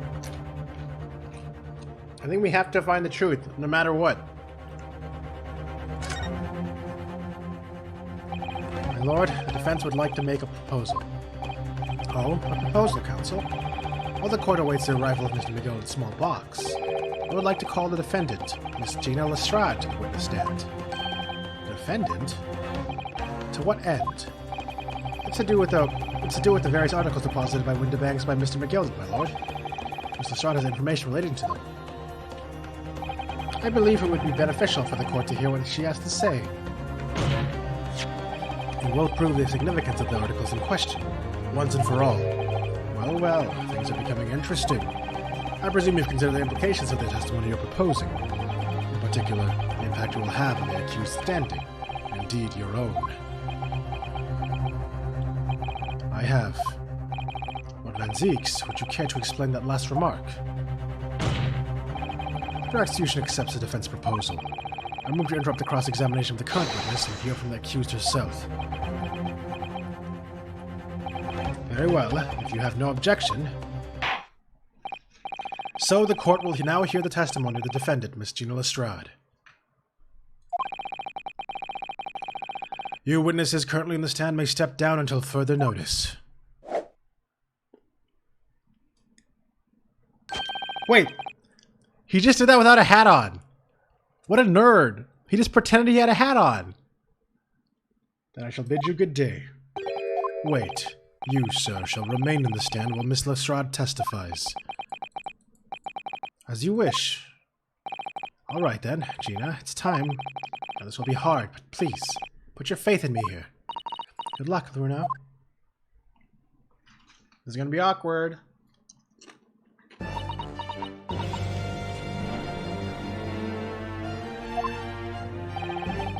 The articles that Mr. McGill had deposited in Windibank's pawnbrokery are intimately related with the omnibus case, the trial of which was heard in this courtroom 2 months ago. Yes, and I remember this young lady being brought before me in that trial as well. That's right, my lord. Her testimony helped to establish the innocence of the defendant, Mr. McGilded. The omnibus case was intriguing, to say the least. And now here we all are again. The same players in that trial facing each other once more. A twist of fate, perhaps, my Nipponese friend.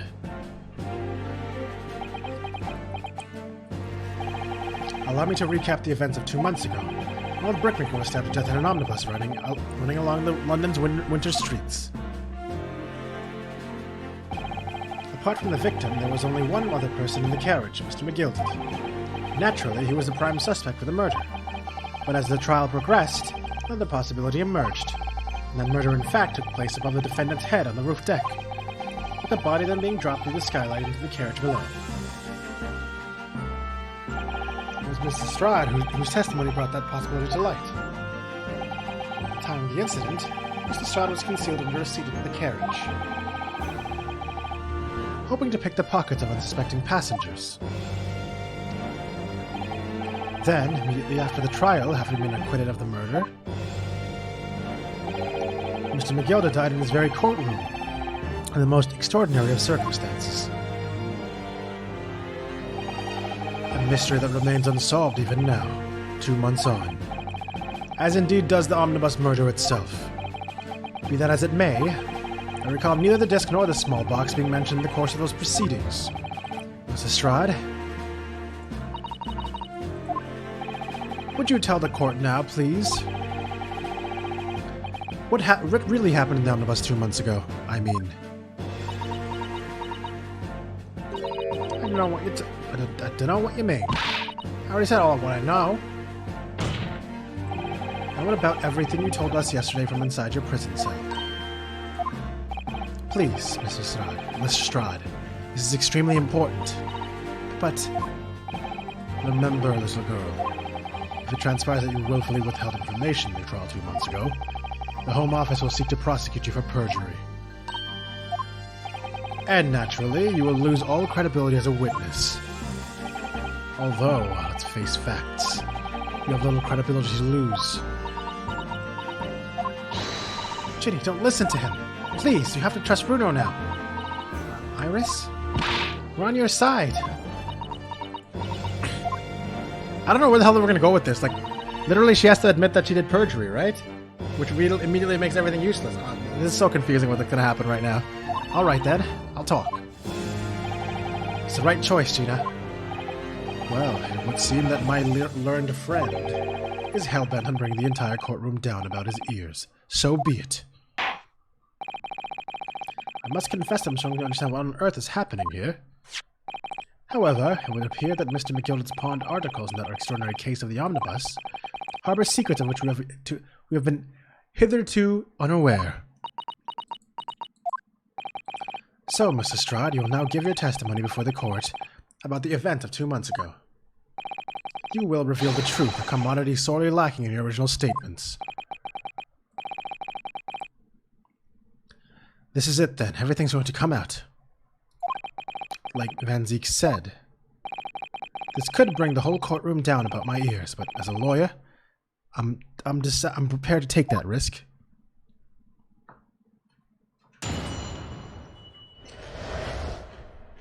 The real truth of the omnibus case. Hold on, I gotta stop. I wanna stop chewing on it so I can do this accent. This accent is very important.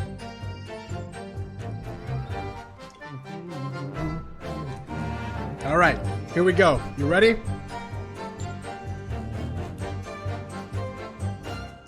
Truth is, that brickmaker cove was in the cabin of the omnibus the whole time. When the Irishman dragged me out from under the seat, I saw that disc on the floor. All of a sudden, I heard a scream from over my head. That pair on the roof deck went off onto called slops. That's when Mr. McGilda slipped the driver some tin to do a run to the pawn shop roundabout. He threatened me not to snitch, not to say nothing to no one about what I'd seen or heard. Good grief, this is outrageous! What you just told the court bears almost no resemblance to your testimony 2 months ago. As you say, my lord. Then there's every chance I may have educated an error in Mr. McGilden's trial. Sounds very much to me as if the man deliberately deceived this court in an effort to cover up the most wicked of schemes. Without doubt, your lordship is correct. A great injustice was done in this courtroom 2 months ago. The actions of the accused in that trial, and as a witness, and of my learned friend are entirely inexcusable. I don't believe it. The whole trial was a farce. It was all lies. The McGilden fellow was robbed to the core, just like that pickpocket. Don't forget that lawyer from the East. They were all in it together. You're wrong, a lot of you. Mr. Naruto, the lawyer there, then he didn't know nothing about it. Humbug. I don't think so. We really expected to believe that. He really stitched everyone up, didn't he? What an operation to get the man off scot-free. Unforgivable, stop. Lies have to stop. Yes, the defense made a terrible error of judgment. They intend to take full responsibility and suffer whatever consequences are deemed appropriate. However, it's imperative that the court allows the witness to elaborate her testimony, because the true significance of McGilden's pawned articles must be brought to light. Very well, my learned student friend. Given the depths of calamity you have just plunged yourself into, this may well be worth hearing. Words fail me. The situation is utterly deplorable. Mr. Naruto. Yes, my lord. I will decide upon your fate following the conclusion of this trial. Of course, my lord. Blimey, Mr. Naruto. Mr. Naruto. Now, counsel, proceed with the cross-examination.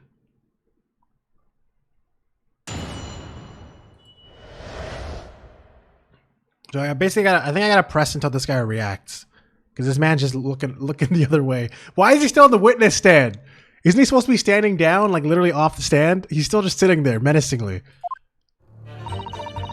Truth is, that Brickmaker Cove was in the cabin of the omnibus the whole time. Hold it! And you were hiding in the cabin at the time as well, weren't you, Miss Lestrade? If I remember rightly, in the storage compartment underneath one of the seats. Yeah, that's right. It's pitch black under there, so you can't see nothing at all. Now, in your testimony 2 months ago, I feel certain that you claimed Mr. McGilden was the sole passenger, did you not? False testimony, my lord. That's what you told me I had to say. It's important that you tell us the truth now.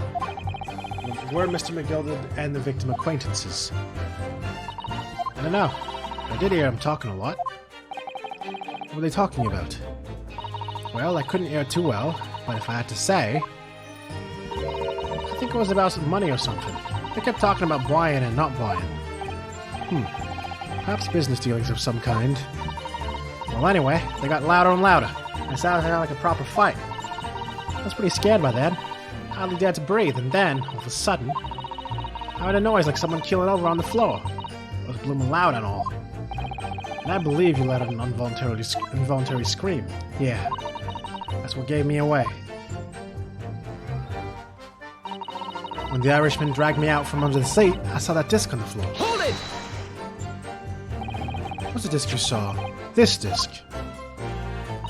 Yeah, I reckon it probably was. It was right next to the cove line on the floor. Could this disc have belonged to the victim, perhaps? I don't know. Mr. McGilden picked it up pretty smartish. And he sat the cove with the knife and his belly up on the seat. What did he say to you at the time? He told me not to say a word about what I'd seen or heard, and to no one. But the disc and all. I was just scared. The way he was looking at me, I thought. I didn't go along with it. I got stuck with that knife, too. I haven't been here in a while, but man, that facial gamer's luscious. Thank you. I appreciate it, Dad Bod. Also, yes, long time no see, dude. Sorry if I took too long to respond to that comment, but hey, how's it going? Sorry, I was too busy being immersed. How are you doing today? Then he'd start asking me a load of questions. You're reading all good? Yeah. Alright. How are you? I'm dying, man. Give me a sec.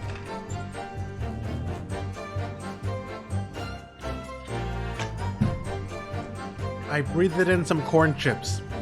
We should be good now, though. How have you been? How have you been? What brings you here today? I gotta not accidentally use my fake ass accent when I'm talking to chat. Alright. Then he started asking me a lot of questions. Like what my name is and where I live and all that. He asked me about being a diver too.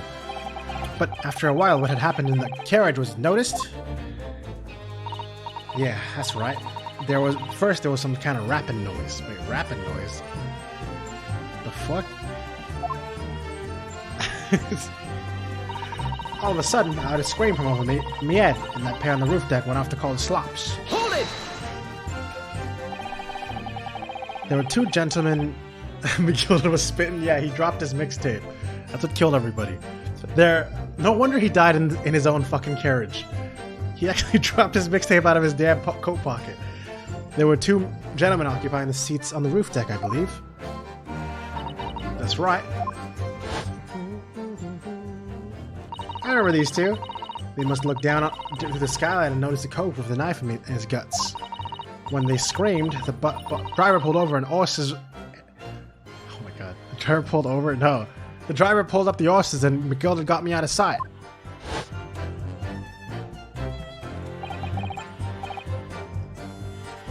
He dropped a mixtape with the man on top screaming in agony. Of sight? Where? Back under the seat where I started off. Once the carriage came to an halt, the two coves from the roof ran off to fetch the slops. If they immediately left to fetch the police, it would appear that they were entirely unrelated to the incident. So that left McGilden, the driver, and you still at the scene. Yeah, only the driver didn't know I was there because I was under the seat. I heard the cabin door open, and a voice from outside. The driver, yes, he also testified in the trial, I believe. A fellow who went by the name of Beppo, if memory serves. What did Miss McGilden and the driver say to each other? I don't know what happened. I don't know what happened and stuff like that, mainly. That's when McGilden slipped the driver some tin to do a run to the pawn shop roundabout. Oops, I didn't go back. Go back, that's important. This is the important part. Hold it! That pawn shop obviously being Winterbanks and Baker Street. Just a moment, counsel. Do you mean to tell me the driver gave false testimony in that trial as well? Perhaps the excursion to the pawnbroker slipped his mind when he was in the stand. Indeed, Lord Van Zeeks. The other took off his coat and gave it to the driver. He folded it up, all careful-like, before handing it over. When I saw him do that, I remember thinking, that coat and what's in it, that's gotta be worth a few bob. Yes, do you know what sure the disc must be worth more than Mr. Winbank was suggesting, wasn't she? I remember her quibbling with him over the price that afternoon at the pawnbrokery. The driver looked pretty happy when McGilden flashed some brass in his face. He went off running like a lick. Then the bog trotter took hold to me and told me to come out from the drag's cabin. He threatened me not to snitch. Why does it say he and not E? Every other time she said he, it says E with an apostrophe. But this time she said he. What's up with that? There's a glaring inconsistency in this testimony. Hold it! Threatened you how exactly? Told me I'd only be able to stop her if I did exactly what he said. See? A said. Which includes false testimony in court 2 months ago. Yeah, that's it. And there was one other thing he said. See that again? Which was... He even said at the beginning of the sentence, he told me I'd have to hang on to the ticket from the pawn shop and make sure not to lose it. Maybe he forgot he was British for a second? True. The ticket, well, I never. So that if he didn't show up to get the ticket off me before 2 months passed, I had to go to the pawn shop and pay the money to keep it in a lug, stop from being forfeited. He left me with some brass to pay for it. Really? Why on earth would Mr. McGill have done such a thing? Depositing his overcoat with the pawnbroker before the arrival of the police makes no sense at all. There would seem to be only one logical explanation, my lord. What McGill had the driver deposit at Winterbanks was something he didn't want the police to see. Something very important that he needed to hide at all costs.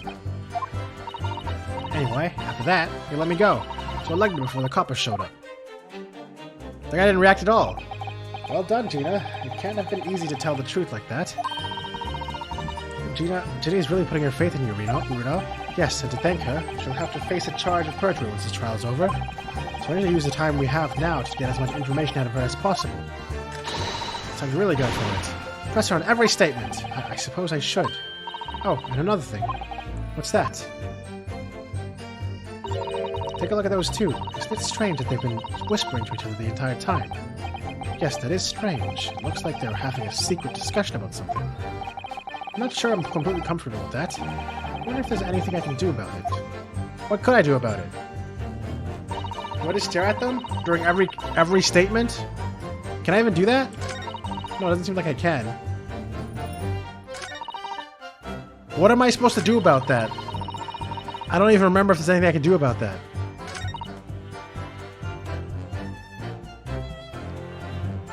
Hello? Am I supposed to press everything again and actually look at them without them doing an exclamation mark? Oh god. Give him the stinkiest glare I can? Because I didn't get a single reaction last time. Alright, let me do this again. Hold it!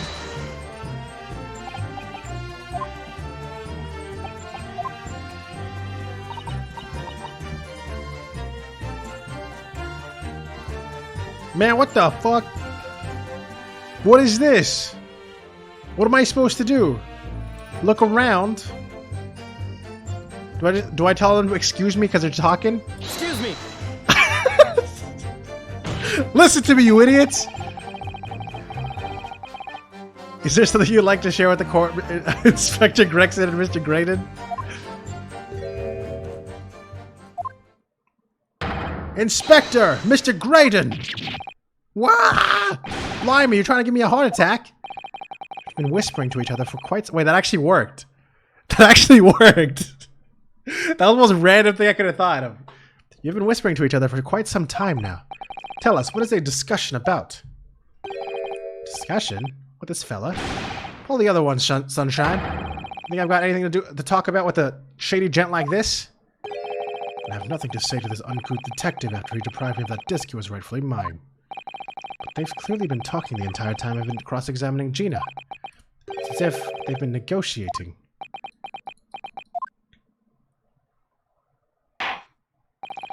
Thank you, Miss Lestrade. Thank you, Counsel. For enough.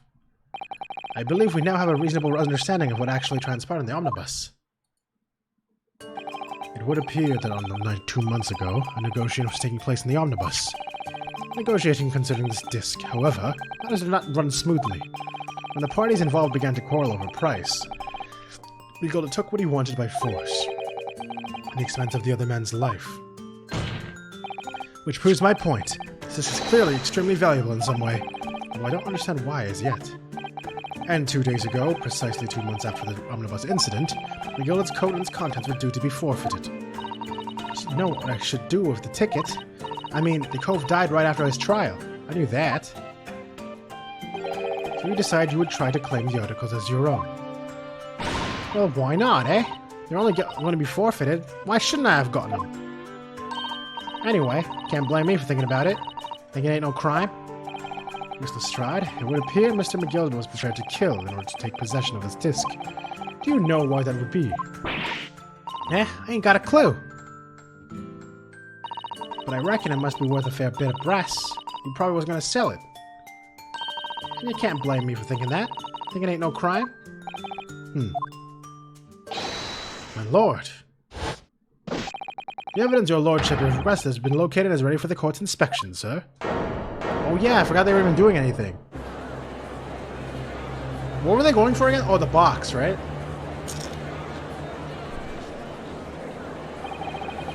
A mysterious little box. Deposited by McGilden 2 months ago. There's no doubt in my mind that it's a key piece in this far-reaching puzzle.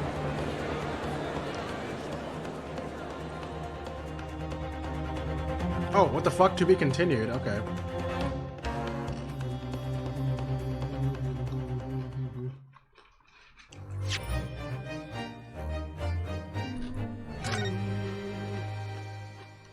How's everyone feeling so far?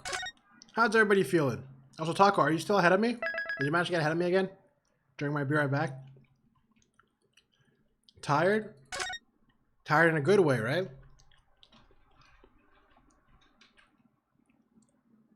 You know what? I'm gonna finish these fucking corn chips. This is very important.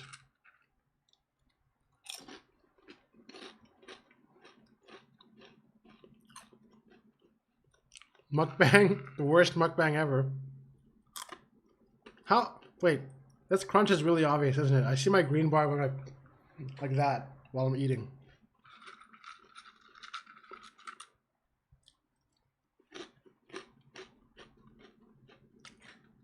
Max the input. It's already maxed.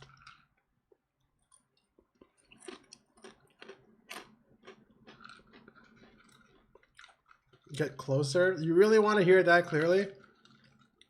Alright, here. I only have like 2 more bites left, so.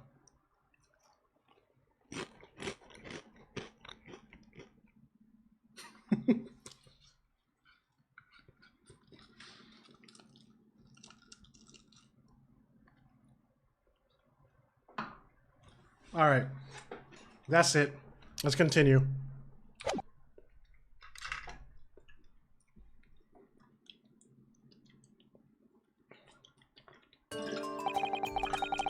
Yep, that's a box.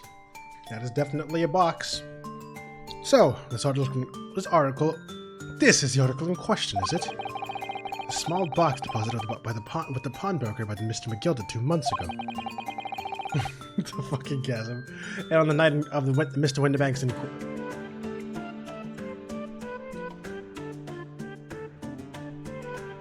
and on the night of Mr. Windibank's murder, the only item on the shelves was that was touched by whoever broke into the shop. Quick, quick, let's open it and see what's inside. It's a music box. Good gracious, this is no ordinary box, it seems. Wow, although in truth I had an inkling that might be the case. It would appear that the box houses a miniature music box movement. Then, is it too much to expect? I think it would be reasonable to assume that it is a device for the playback of this disc, my lord. He stored his boombox for his mixtape straight up. What is this thing gonna say, man? I'm so curious. So, here we have the means to play back Mr. McGilden's disc, deposited at Windibank's at much the same time. Not strictly correct, my lord. It was not McGilden's disc. It was the disc of his victim in the omnibus. But why, for heaven's sake? Are we to understand that the brickmaker was trying to sell this music box disc to Mr. McGilden?